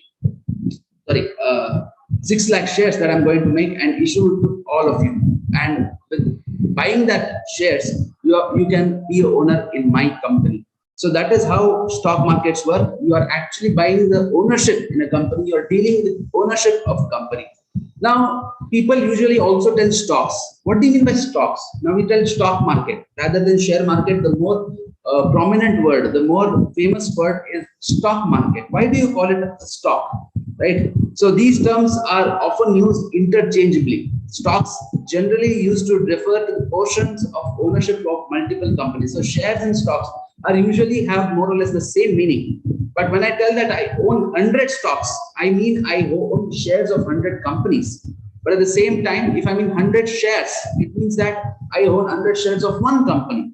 Okay, so for example, I can tell that I have 10 stocks. It might be of Tata Motors, Reliance, ITC, BPCL, etc. But when I tell I have 110 shares, they will ask of which company. It might be of Reliance. I might have 10 shares of Reliance, 10 shares of, let us say, Adani Group, right? So that is the basic difference, but more or less, these two words mean the same. Okay, so I hope the first clarification regarding the word shares and stocks is clear to you guys. So let me proceed. And at any point, if you guys have any kind of doubt, please let me know. All right. Yes, I think the chat box is open for everybody, so you can always text and ask, right? Okay. So next, the question is, what is the stock market? Now that we have understood what is the share, what is the stock market, the next obvious question is, sir, what is the stock market?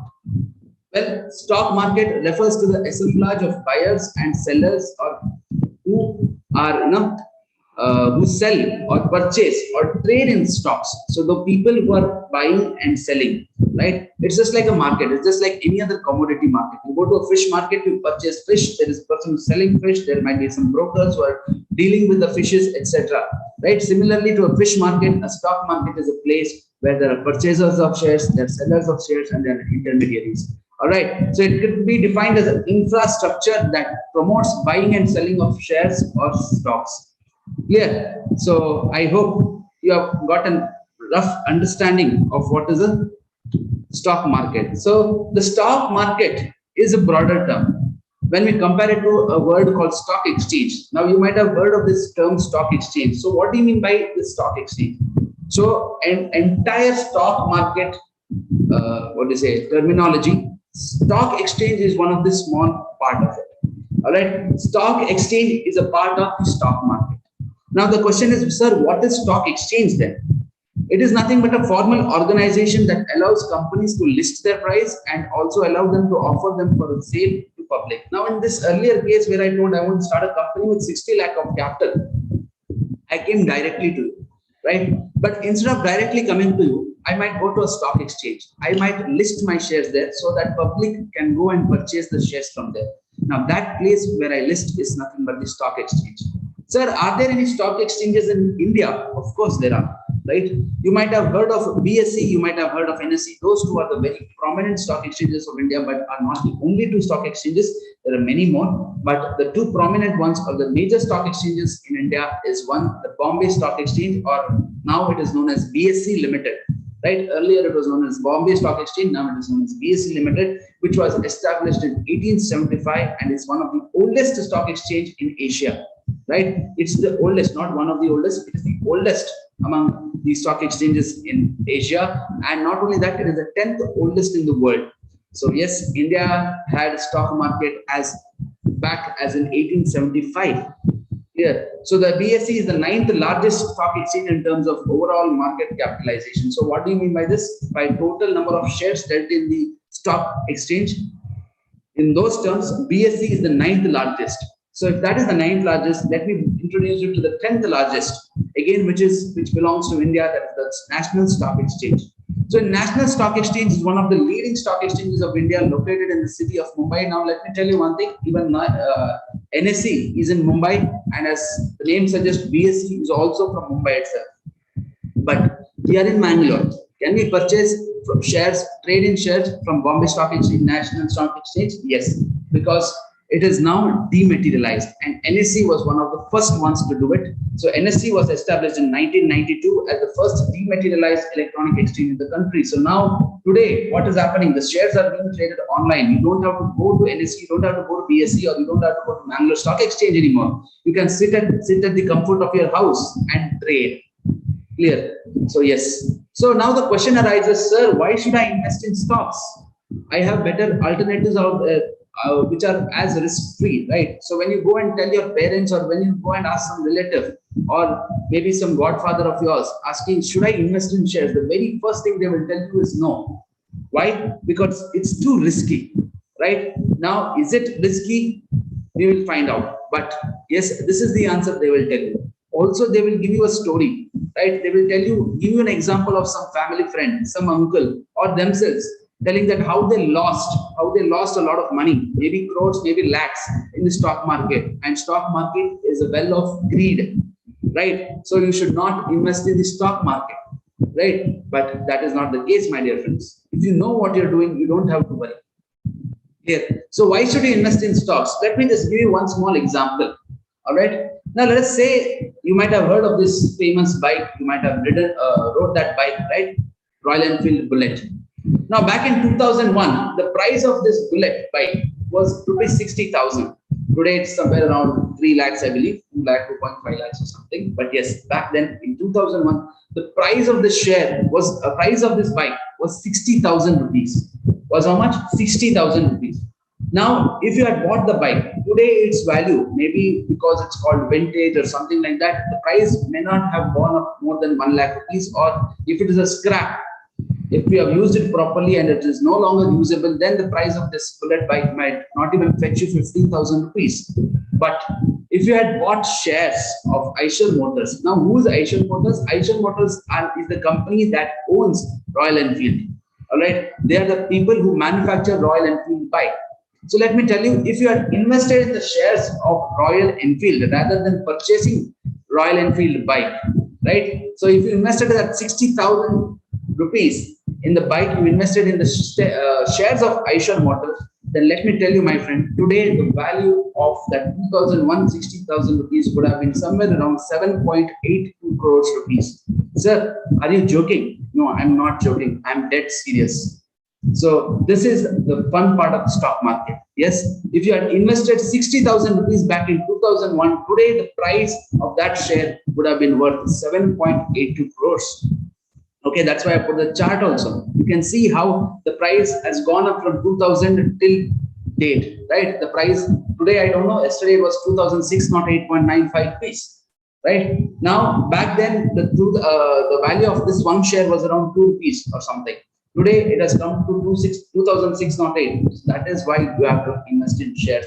Sir, does this mean all the shares are like this? No, not necessary, right? Not all shares go up like this, but yes, whatever goes down comes up eventually, right? So the next important thing you have to learn is the compound interest. Now you have learned this in your mathematics, you have learned this probably in your BCom or MCom or whatever it is that you're studying. In possibly in SFM paper, you might have learned of this concept called compound interest. Now that compound interest is called as the eighth wonder of the world. Why? Because he who understands earns it, and he who doesn't pays it. So what is this power of compound interest? For this, let me just show you one small example. Let me show you this one small example. Now, if I ask you what is the interest rate on FD, right? If I ask you what is the interest rate of FD, you might tell me the interest rate is somewhere around 5%, right? The interest rate is somewhere around 5%. Are you able to see this? Okay, let me just share my.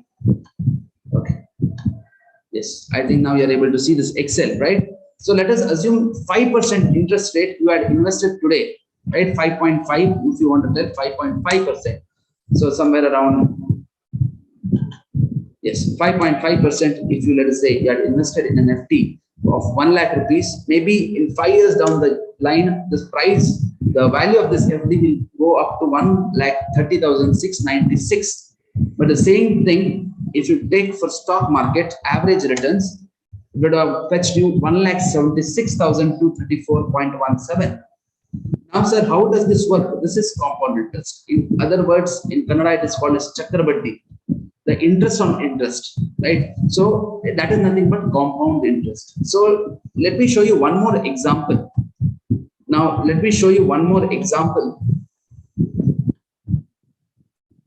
So let me go to your financial calculator. Okay. So let us assume now today is what? Today is 25th, and most of you here must have the average age of not more than 25, right? So let me take your minimum age as 25.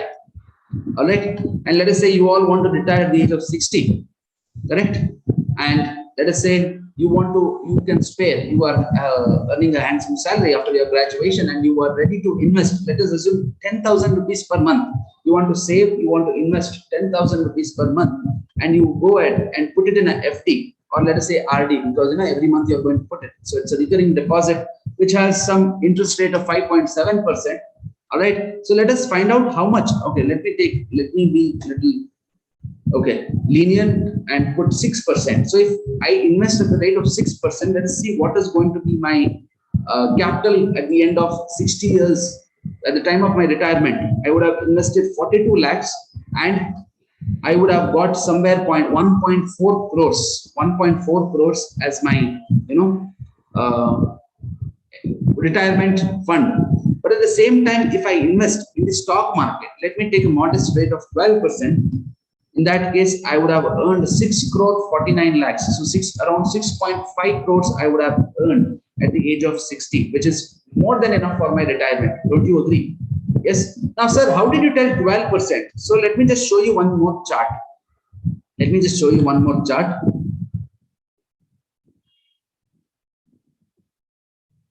Okay. So this is the one I've talked about. All right. I don't know if you're able to see this. Right. So 6% would have fetched me 1,431 something. So 1.4 crores I will call it. And if I invest in stock markets based on the historic past, I would have earned somewhere around 6.5 crores. Now, how did I get that? So for that, I have the answer. Let me just show you one more chart. Now, recently you might have heard that Sensex has hit 60,000 rupees, right? So if you see, the growth of Sensex has been such, right? The growth of journey of Sensex. What is Sensex? Sensex is nothing but representative figure of the entire stock market. Okay. Now, how this Sensex is born? How do you calculate this Sensex, etc.? We are going to learn now. But yes, prior to that, let me complete, my dear friends. So let me just show you this from 1980 till date. From 100 rupees, it has gone up to 60,000 rupees in the recent time, right? So how did that happen? Because there was compounding growth effect, right? Because people were investing, the more money came into the market, the more businesses were able to function. And finally, even though there have been ups and downs, it's not that there's always the markets are always up. No, if you see here, you'll see places where there has been losses, right? Now, if you see here, the markets have fallen. If you see here, the markets have fallen, right? When scams happen, when demonetization happened, you can see that market has collapsed. If you see here as well, right? What happened? Because of Corona, there was a huge crash, but eventually it has gone back up. Don't you believe? It has gone eventually back up. See, here also you can see there was a steep crash, right? But then again it went up and then it touched 60,000 rupees. It touched 60,000 rupees. So what I'm trying to tell, yes, there are ups and downs, just like in life, even in stock markets, there is always ups and downs. But yes, there is a way to, if you stay invested, if you put it in the right stocks, if you invest in the correct stocks, for example, like Eicher Motors, then who knows? You might be the next Rakesh Jhunjhunwala himself, right? Yes. So that is the one thing I wanted to convey. So now the question comes, sir, now all that you have told, let me invest. Now, before we invest, there is two things that you can do with stock market. What are those? First, you can obviously invest. That is, you go for the long term, or no, you want to make it a full-time business, maybe after, because let me tell you, I have a little of experience in both of them. I have experience in investment as well as in trading. So let me tell you, trading is more exciting because in a day you will earn 5,000, 6,000 with just a capital of 10,000 rupees. You can get 50%, 60% returns in a day. But at the same time, if you lose, you can lose 50%, 80%, and there are days when I've lost around 80% of my capital as well. So trading is also a part of stock market, stock market life. But yes, it is more riskier. So let us quickly understand what is the difference between investment and trading. So if I talk about investment is long term, right? You invest today and you are waiting till your retirement.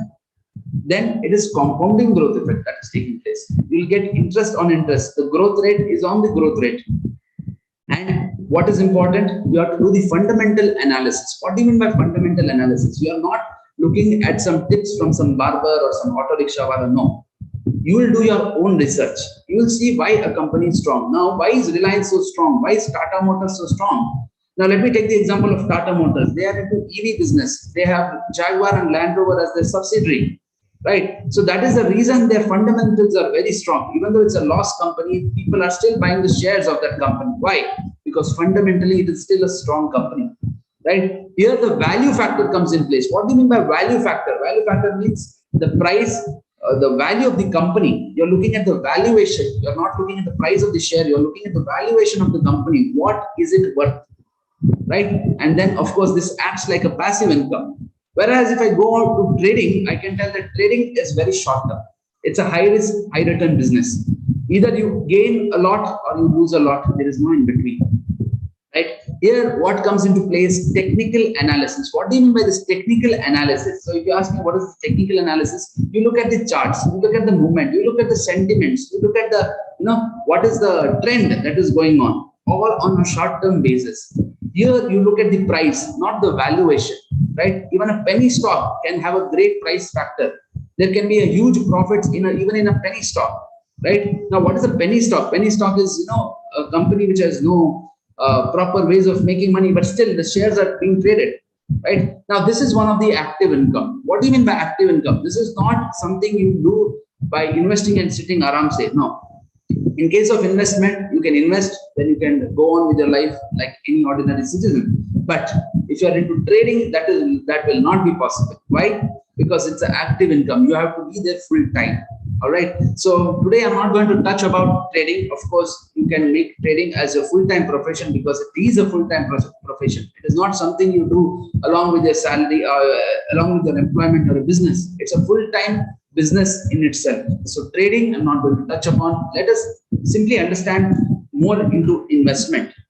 Now, the very first and obvious question that pops up in anybody's mind, sir, if I want to invest in the stock market, what do I need? So the very obvious thing, the first and the most obvious thing you require to begin in the stock market is the money. You need money to make money, my dear friends. So the very first and obvious thing is you need money. After that, you need a demat account. So what is this demat account? So demat account is nothing but holding, it's like a bank, right? But instead of money, it will hold on to your shares, right? So now you might have been aware that earlier there was physical form of shares, but after 2000 they have brought in, dematerialized form of shares. In sense, it is digital shares now. Now those digital shares will be kept in your demat account, in other words, dematerialized account. All right. So demat account is required, and second, trading account. To purchase and sell, you need a trading account. Now, usually demat account and trading account comes together. You can go to Zerodha, you can go to Upstocks, you can go to Motilal Oswal. There are n number of options where you can go, and they will provide you with both. All right. So it is more or less the same thing, but yes, there is a distinction. Demat is just a place where you hold stuff. Trading is where you go trade. Right. Next, of course, you need bank account to make fund transfers. You cannot do it in cash. And finally, you need KYC documents like PAN, Aadhaar, etc. So these are the very basic thing required. But the most important thing you require is money, because you need money to make money in the stock market. Clear? So yes. Next, sir, what is the timings of the stock market? So let me clear that out. There is 3 sessions. Now in the stock market, it has been divided into 3 sessions: pre-open session, regular trading session, and post-market session. So what do you mean by pre-open sessions? In pre-open session, what happens that you place an order. You have a broker. Let us say I work with Zerodha. Zerodha is my broker.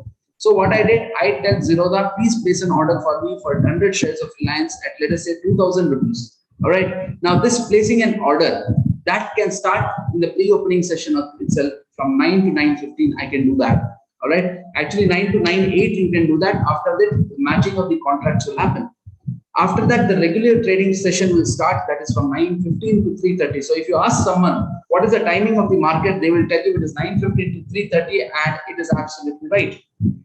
Right? So it is regular trading session that takes place. Now that regular trading session, that what takes place, you can buy, sell shares freely without any worries. All right. But then at 3:30, the market will close and post-market session will open, where you can trade only at the closing price, and that too if there's only willing purchasers or buyers, purchasers or sellers.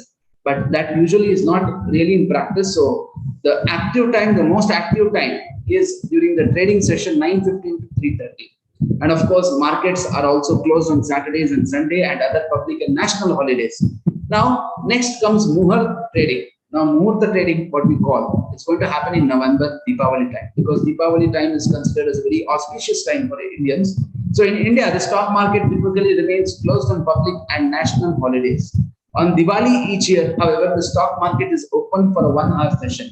Now that session date and time, it changes every year. Of course, it happens on the day of Diwali, right? It is known as Muhurt trading session. This is a place, since Diwali is considered to be an this is in place since Diwali is considered to be an auspicious day. All right, so you can see during Deepavali, even though it is closed, there will be something called Muhurt trading for just 1 hour. Next.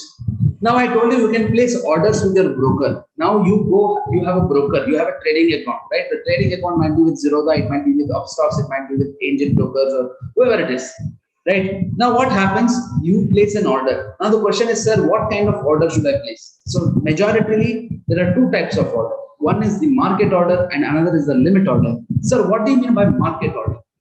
Market order means you can place an order at the market price. You are just telling the broker, go purchase 100 shares. I don't care what is the price. I want the shares. I want the shares of Reliance no matter what is the cost. That is called the market order. So it is an order to buy or sell a security at the current market prices. You are not waiting for the market to fall or rise. Whatever is the current market price, you are going to go and purchase. That is called the market order. So once placed, this order is to be executed immediately. It guarantees the execution of the order. However, the price at which the order is to be executed cannot be guaranteed. So in this case, what happens? You tell you want 100 shares of Reliance, you will get those 100 shares. But I can't tell you, I can't promise you what is going to be the price, because it is going to be traded at current market price. The next type of order is the limit order. In limit order, what happens? So it allows you to place an order in a security at the price you want. Now let us say I am telling my broker, I want to purchase Reliance shares, 100 shares at 1,900 only, not a rupee more. I want to purchase it at 1,900 rupees. All right. So a buy limit order means you are ready to buy the security at a specific price or lower. So do I mind purchasing at 1,895? I'm fine with that, but I'm not going to pay not a single paisa over 9,900. All right. So in this case, I have a guarantee of the price that I'm getting. I know that I'm going to pay maximum 1,900, not more than that per share. All right. But I can't guarantee that I will get the delivery. I will get the shares. There is no guarantee. As against market order. In market order, I was sure I will get the shares, but I was not sure at what price. But in limit order, I am sure that I'll be paying not more than 1,900, but I don't have the guarantee of getting that shares. All right. So that is the difference between these two orders, sir. Then what is the point of limit order if I am not going to get shares? That you have to be very tactical.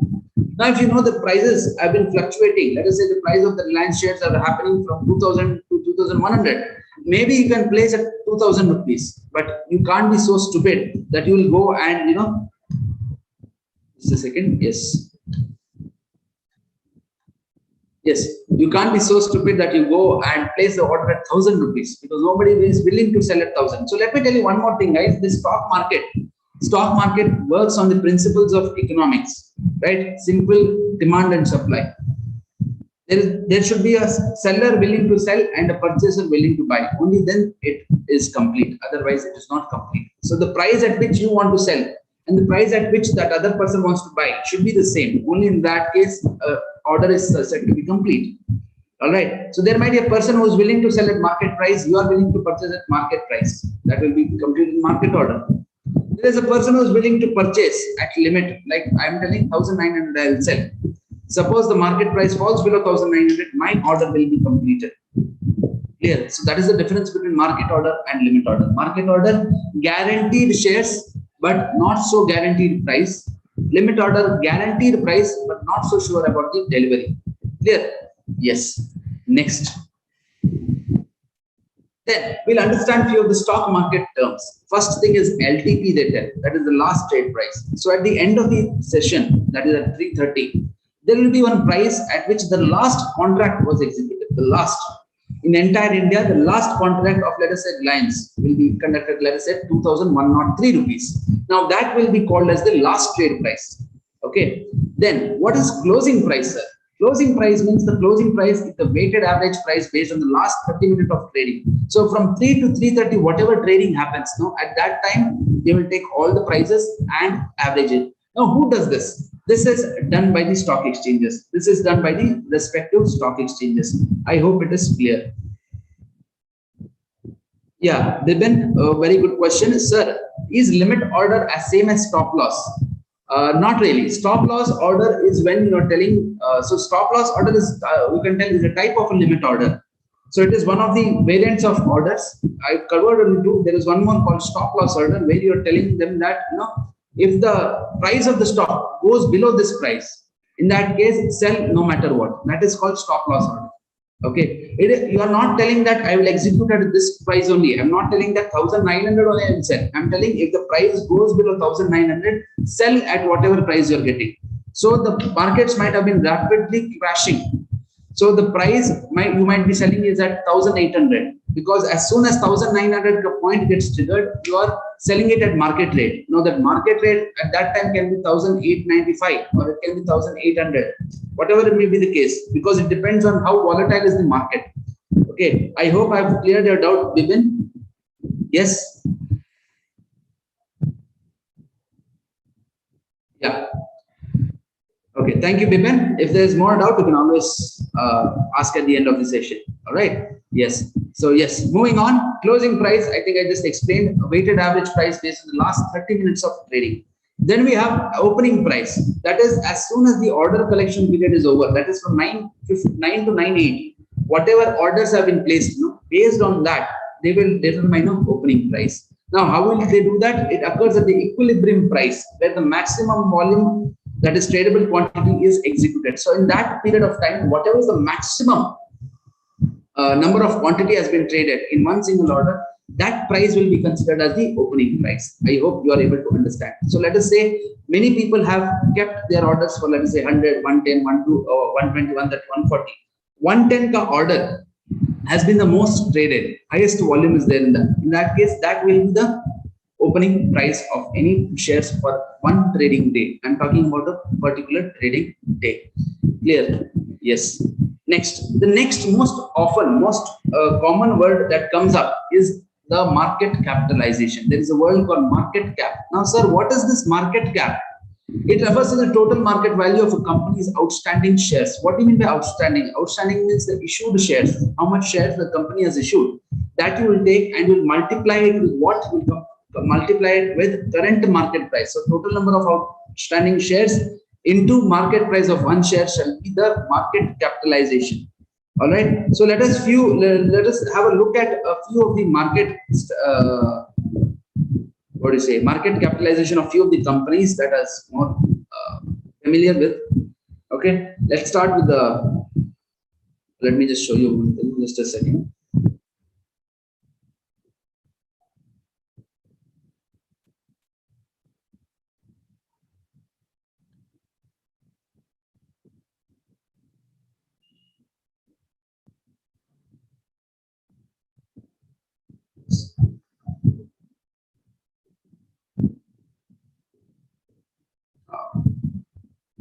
Yeah.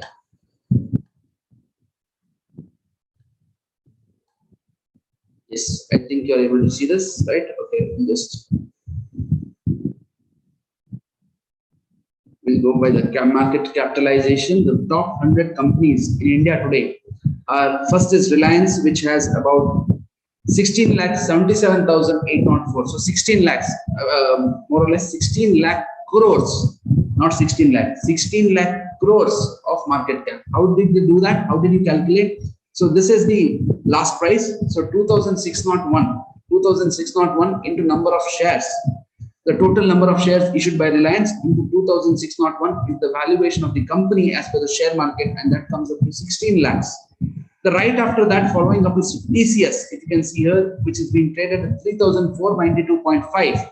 That is somewhere around, 12,91,000 something lakh crores.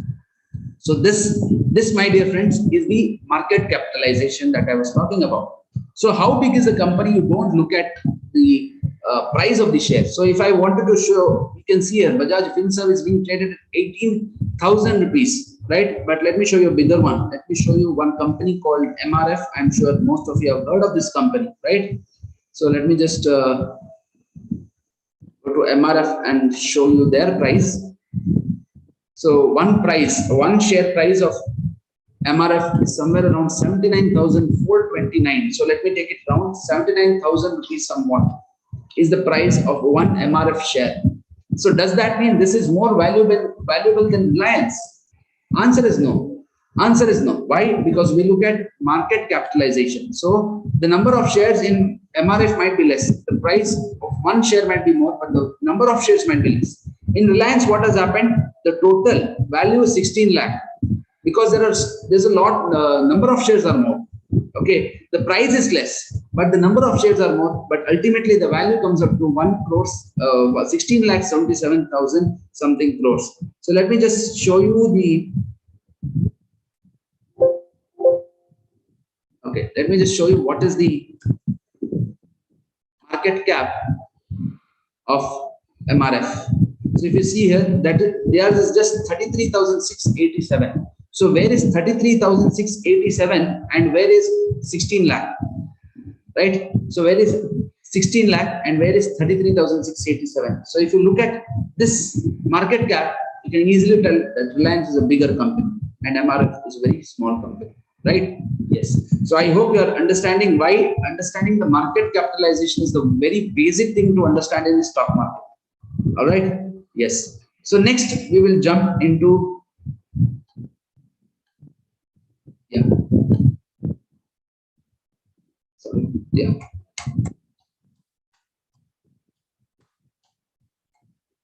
So next we'll understand how the companies are segregated. Now you might have heard of something called large cap companies, mid cap companies, and small cap stocks. Now what are those? Now based on this value, we can classify these stocks into large cap stock. Say if its market capitalization is more than 20,000 crores, we will call it as a large cap stock. Okay. If it's somewhere between 5,000 to 20,000 crores, we will call it as mid-cap stocks. And at the same time, if it is below 5,000 crores, we will call it as a small cap stocks. Clear? So this is how we are going to classify your stocks. Now, if I ask you about MRF, is it a large cap stock? Definitely, because it is around 33,000 something crores, right? So it is definitely more than 20,000 crores. It is a large cap stock. Sir, is there a possibility of mid cap stock? Yes, definitely there are stocks which are mid cap. So let me just show you one mid cap stock. All right. Yes. So one of the most just a second, yeah.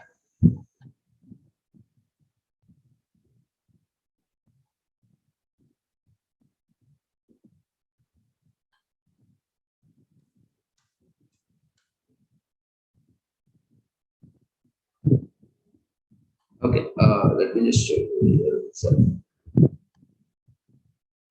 Yes.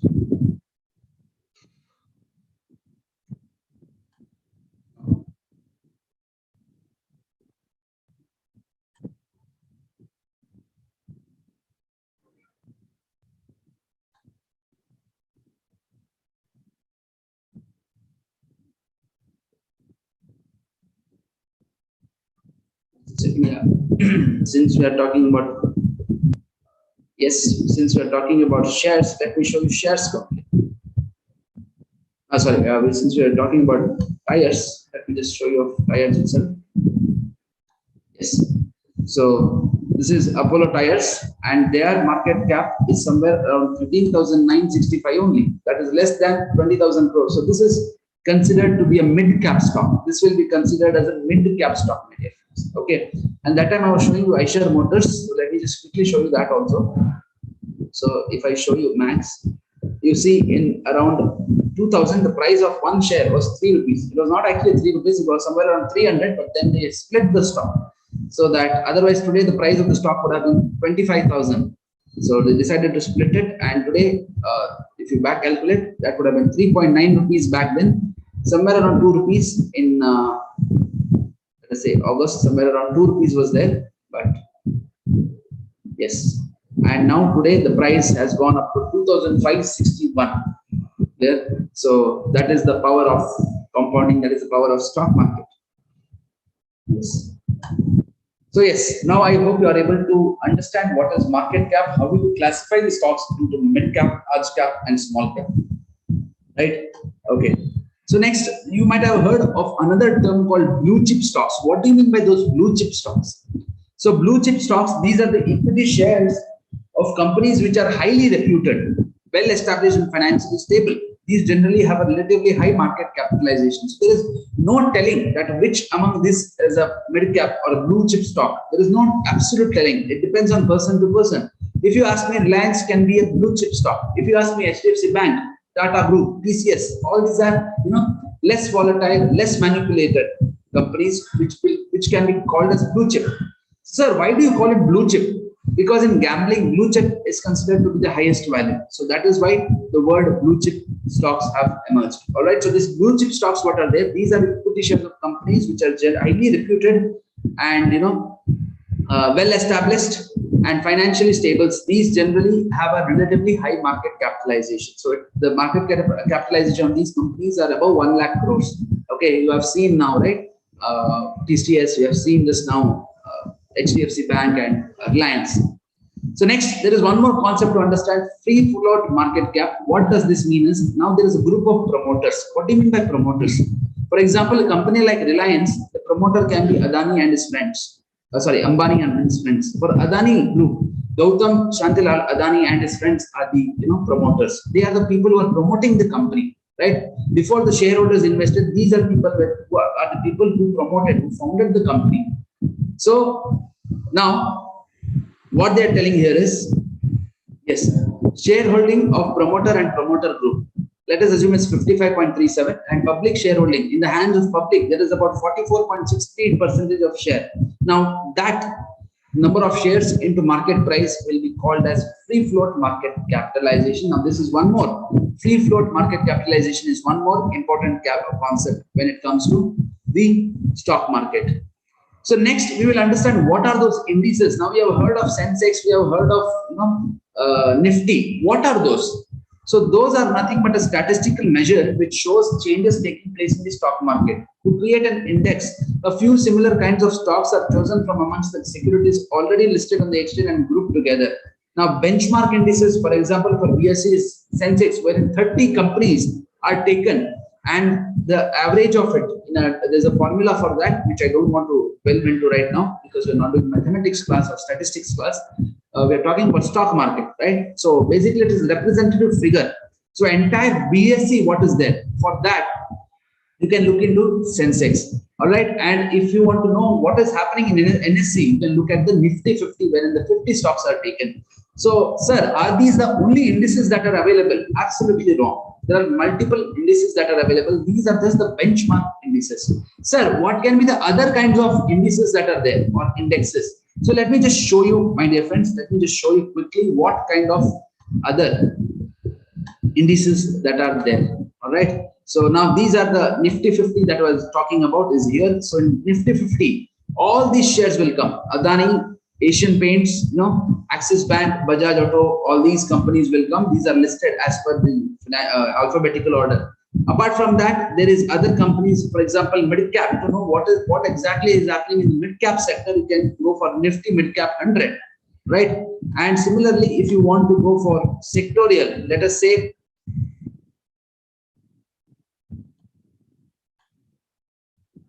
in BSE, let us say again in BSE there is certain stocks that are there. Okay, now in Indian indices, let us just go for Nifty Bank. Now in this bank, if you want to know what is happening in the banking sector, you can just look at Nifty Bank. Here all the banking companies are there. All right, ICICI, HDFC, IDFC, IndusInd, Kotak Mahindra, PNB, RBL, etc. Now all these banks are there in this particular index, so that we are able to understand what exactly is happening. Now, for example, today the banking sector has gone up. The banking sector has gone up by 2.15% collectively. Now, in that, if you see, only few shares, right? Only few shares have gone up, few shares have fallen, right? But ultimately, if you take it on an average, if you look at a bird's eye view and look at the banking sector, I can tell that it has gone up by 2%. Clear? So it's a statistical representative figure that is given to understand the pulse of the market. Yes, right. So going back to our slide. Yes.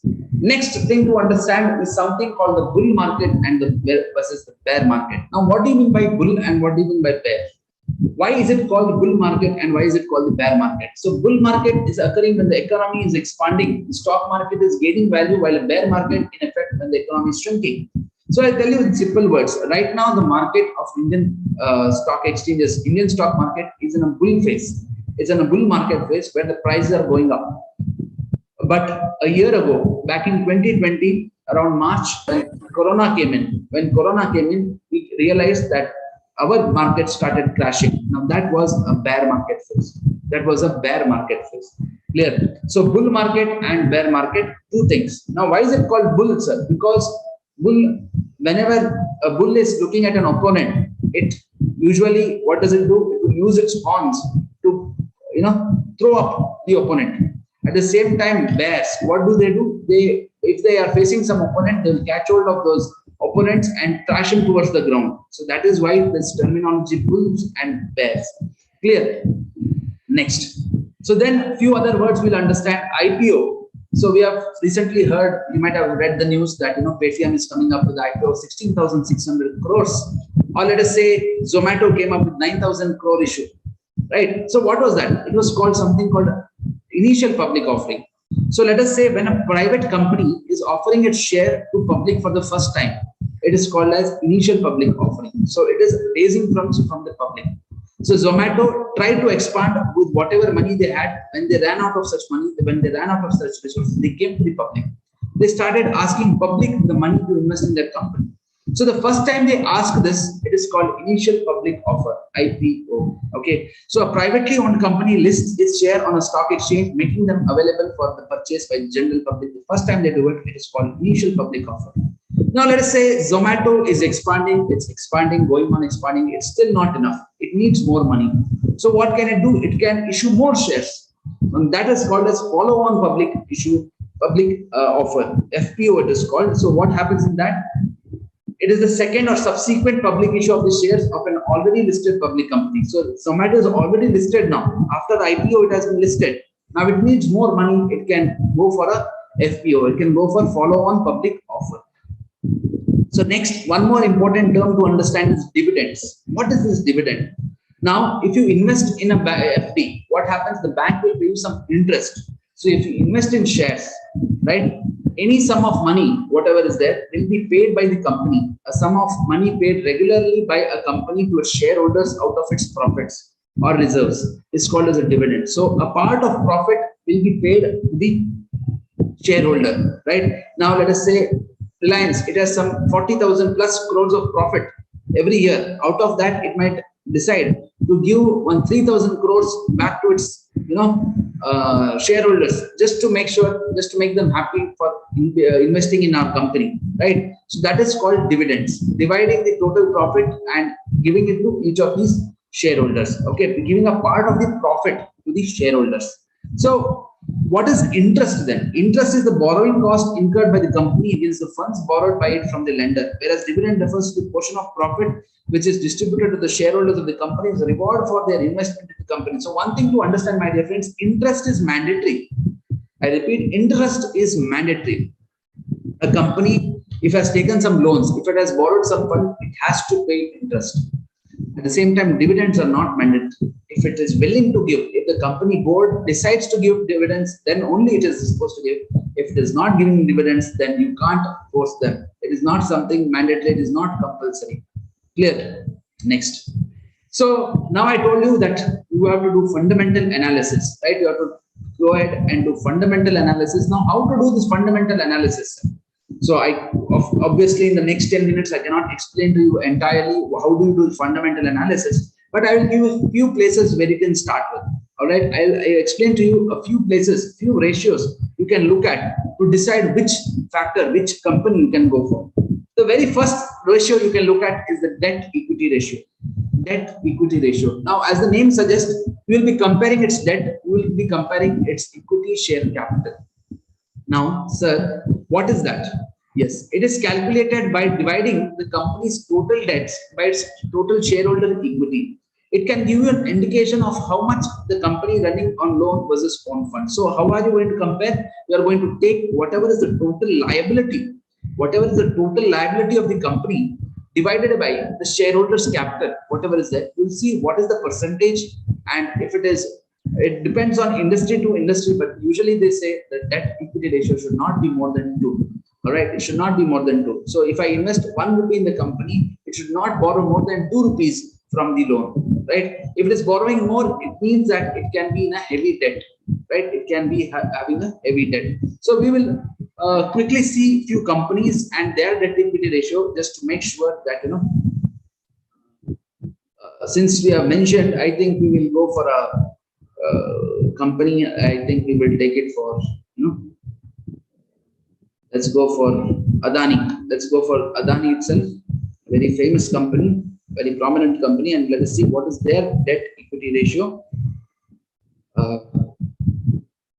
Just a second.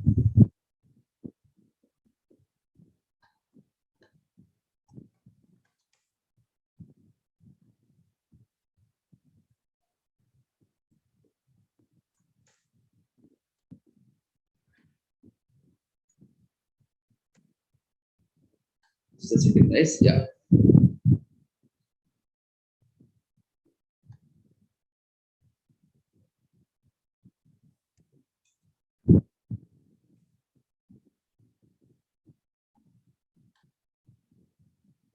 Yes, let me just quickly show you.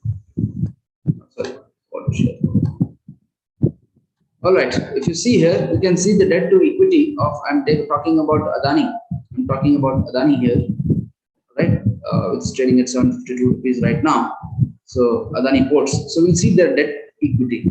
All right. So here, if you see, they in 2017 they had 1.2, and now it has come down to 1.09. For every 1 rupee invested, they have taken 1 rupee loan. Okay. For every 1 rupee invested in the company, they have taken 1 rupee loan, is what this suggests. Clear. So debt equity ratio is the first thing you will see, the first thing you will check out when you are doing fundamental analysis. Next thing you can look at is the price to earnings ratio. Now, what is this price to earning ratio? As the name suggests, a PE ratio is the ratio of the current share price to the earning of the company per share. This shows how much the investors are paying for each P earned from the company. So let me just give you one quick example with some other thing that you can understand.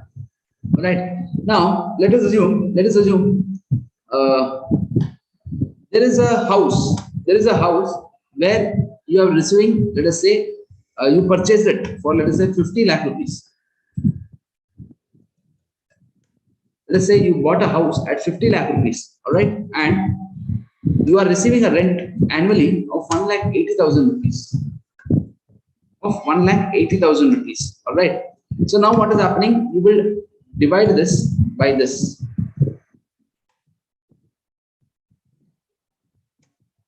So in other words, somewhere around 27 is your PE ratio, right? So what does it mean? To earn 1 rupee, you have to invest 27 rupees. I repeat, to earn 1 rupee every year, you have to invest 27 rupees now. Okay, so this is what is the meaning of PE ratio. Now, if you talk about this in the terms of shares, let us say earnings of the company is, let us assume, earning per share of one company is, let us say, 5 rupees, and you have bought a share for, let us say, 100 rupees. In that case, the PE ratio will come up to 20 rupees. And the meaning is, for every 20 rupees you invest, you will get 1 rupee as a return. You will get 1 rupee as a earnings. Okay. So we'll quickly see a few companies and we'll find out what is their P ratio. All right. So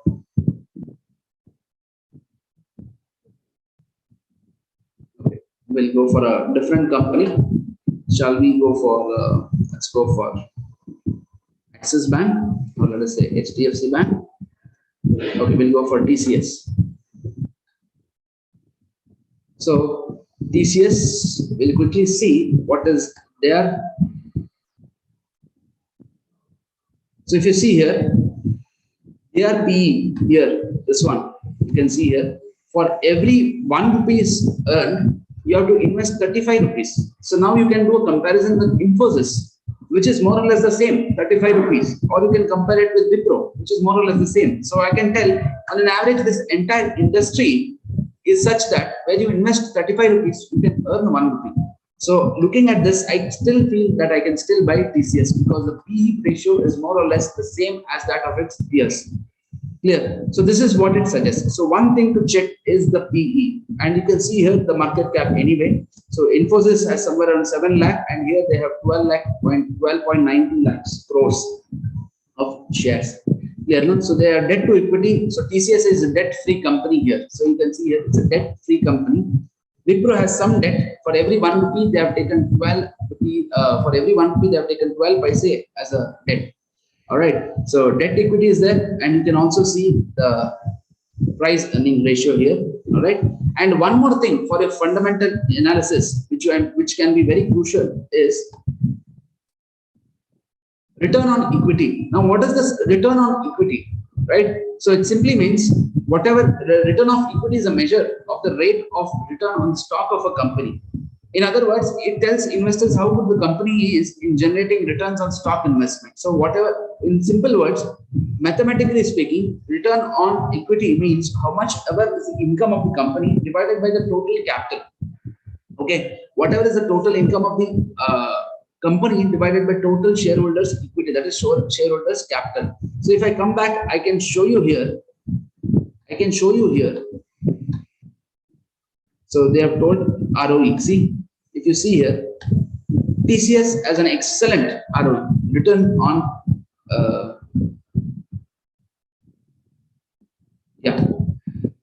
return on equity. TCS has a great return on equity of 37.52%, whereas Infosys has been given 25.34. So what they are telling, every 1 rupees, 100 rupees that you're investing, they're getting 37 rupees as returns. They're getting 37 rupees as returns from this. So this is one more factor from where you can gauge, you can understand, you can compare one company with another. So this is one of the another indicator for another indicators for investment. That is for fundamental analysis. And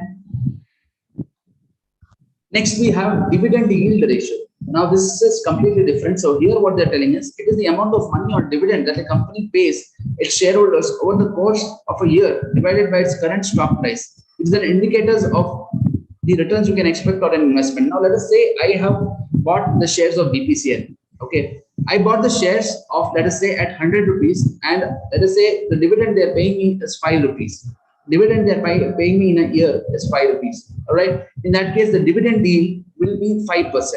Okay, the dividend yield will be 5%. So how much dividends they are paying? Some companies do not pay, some companies pay. So if you are looking for a regular income, then you can go and check out the dividend yield ratio. Here, you can check out the dividend yield ratio and see how much dividends they are paying. Because if you want regular income, dividend is something you can rely on. It is just like interest, but not all companies give. So you can see which companies give a good dividend yield. So based on that, you can proceed and invest. So these were the few things regarding the stock market, guys. Few things that can help you start off your stock market journey. And of course, I cannot complete this topic without talking about mutual funds, which is also an alternative way of entering the stock market. So let me quickly cover what is this mutual fund. So what happens in a mutual fund? So this mutual fund can be not only investment avenue for you, it can be next of your career choice also, right? You can work with mutual funds if you want to know, if you want to indulge yourself in the stock markets.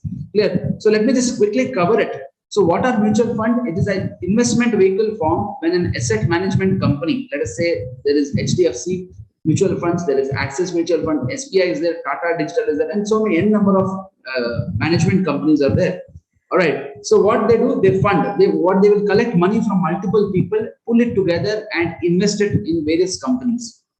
Right. So let us say I am a AMC, I am a asset management company. What I do, I collect money from you all, 60 people present here. I collect 60 lakhs.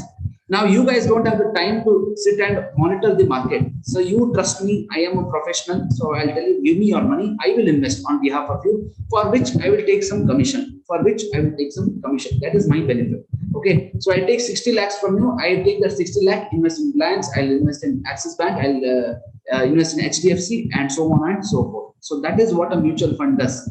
They collect the funds and mutually, they go and invest in the stock markets.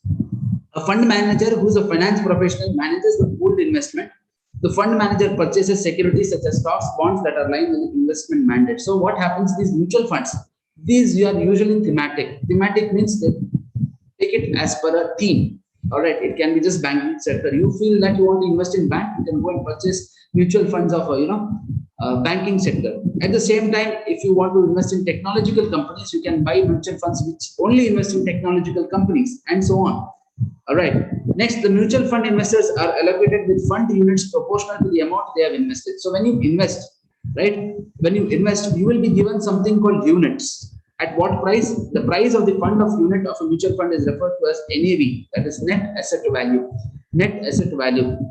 So this net asset value at this price, let us say you buy 1 unit at 10 rupees and you want to invest, let us say 10 lakh. In that case, you'll get 1 lakh units. Now you can go and encash it anytime. As the price of the shares go up, the price of the mutual funds also go up. All right. So that by that way, you can go and earn some money on your investment. So this is for those people who are not able to actively track the markets, but want the return nevertheless. So what are the various types of mutual funds? First, equity mutual fund. Equity funds invest mostly in equity shares only, okay, where at least 65% of their portfolio consists of equity shares. It might be Reliance, Tata Motors, TCS, whatever it is. Okay. Now in that also there are multiple types of mutual funds. There is small cap, mid cap, large cap, multi cap. Thematic. Thematic means, as I told you, it might be FMCG sector only. It might be banking sector only, technological funds only, and so on and so forth. All right. Then there is index. Index is whatever that is there. The 30 stocks that are there in Sensex. No, if you want to invest in those 30 companies, you can go for index funds. All right. So no, you want to invest in Nifty, you can go for Nifty index funds. So there are multiple options like that when it comes to mutual funds. Then we have debt mutual funds. So what are these debt mutual funds? These are the people who will take your money similar to equity mutual funds only, but instead of investing in share market, they will buy bonds, they will go into the money market, they will go buy treasury bills. Right? Usually the returns on these are very less compared to equity mutual fund. So we will just have a look at mutual funds later on. But yes, this is what debt mutual fund means. And finally, we have a hybrid mutual fund. So who wants a taste of both can go for hybrid mutual fund where they invest both in equity as well as debt instruments. All right. So let's quickly have a glance. We'll quickly go through the mutual funds. All right. Yes. So if you see here, there are multiple types. There is a debt, there is that short term, hybrid is there, tax savings there, equity focus is there. So let me go into large cap fund. All right. If I go here, you can see that there are multiple types. There are Franklin, ICICI, blah blah blah. And if you let me just go on to Access Blue Chip. So here you can see the NAV that I mentioned is 52 rupees. So for 1 unit, today the price is 52.96. Okay, 52.96. The fund size entirely is somewhere around 33,153 crores. So 33,153 crores is the total size, and 1 unit costs 52.96. So this divided by this is the total number of units that are available. Clear? So this is the growth of the company. All right. So in the past 1 year, it has given around 53.87. If you go for 5 years, average per year, they have given 15%. I think that is as much as 3 times your FD returns. So that is why don't miss out. You have to ascertain, in my opinion personally, you have to ascertain sometimes at least 150% of your investment or amount towards mutual funds or stock markets, guys.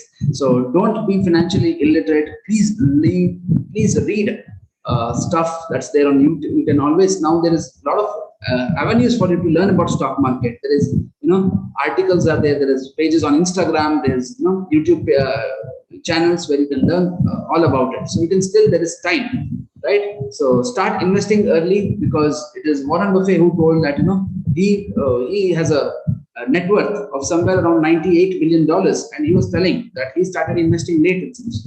And so I found out when did he start investing, and he started investing at the age of 12. So 12 years, guys. So at 12 years he started investing, and now he's telling me he started late. Of course, we cannot, in India, we cannot enter into such young age, because 18 is the contractual age, right? You can't enter into a contract before 18 years, but still. So start investing early, right? So that is the life lesson that I wanted to convey. So yes, so please look into all this stuff. This is your age. I think most of you are about to be graduates or postgraduates. So it is now or never, guys. Now or never. I've already shown you here financial calculator. If you start investing now, how much capital you can have saved at the end of 60 years, right? Then let us say you start at the age of 40, or let us say you start at the age of 35, right? Thinking that you have time. Let us see how much you will be able to earn. Just 1.89. You have to invest 30 lakhs and get 1.89. But you start investing now only, in that case, you'll get around 6.5. So choice is yours, right? Yes. So I think that's about all the things that I wanted to tell. If there's any doubt, I would love to answer them now. Yes. If there's any doubt, please let me know. I'll be more than glad to answer them. Yes, I think, yeah, I think they're good to go.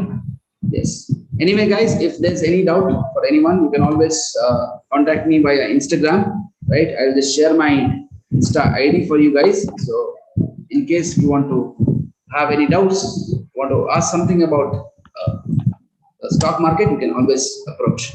All right. So thank you so much, guys, for listening to me for the past 1 hour. So for listening to me very patiently. And I also thank once again the Institute of Chartered Accountants of India Mangalore branch, the chairman of SICASA, Gautam Pai sir, for giving me this wonderful opportunity, and also Aloysius for giving me this wonderful opportunity to address such bright students. Thank you so much, and all the best, guys. Thank you, sir, for explaining in brief and also telling all the students how they can invest, what are the avenues they can look into, the trends in the stock market, and various other topics today. It's truly, stock market is a very vast subject, and in 1 hour you've covered as much as possible and given all the basic details that the students require. So thank you so much for this session. And as we've come to the end of the webinar, let me just tell you all, the most beautiful thing about learning is that nobody can take it away from you. So with this note, we would like to conclude the webinar today, and we hope you have benefited from today's sessions. Thank you one and all for your cooperation and participation. May you have a good evening. Thank you. We'll end the meeting, right? Yes. Narissa will end the meeting. Sure. Yes. Okay. Digital marketing, guest lecturing, event management. Okay. Regular IT ಇದೆ ಬೇರೆ professional ಅಂತ ಏನು proof ಇಲ್ಲ ಹೆಂಗ್ ಮಾಡ್ಬೋದು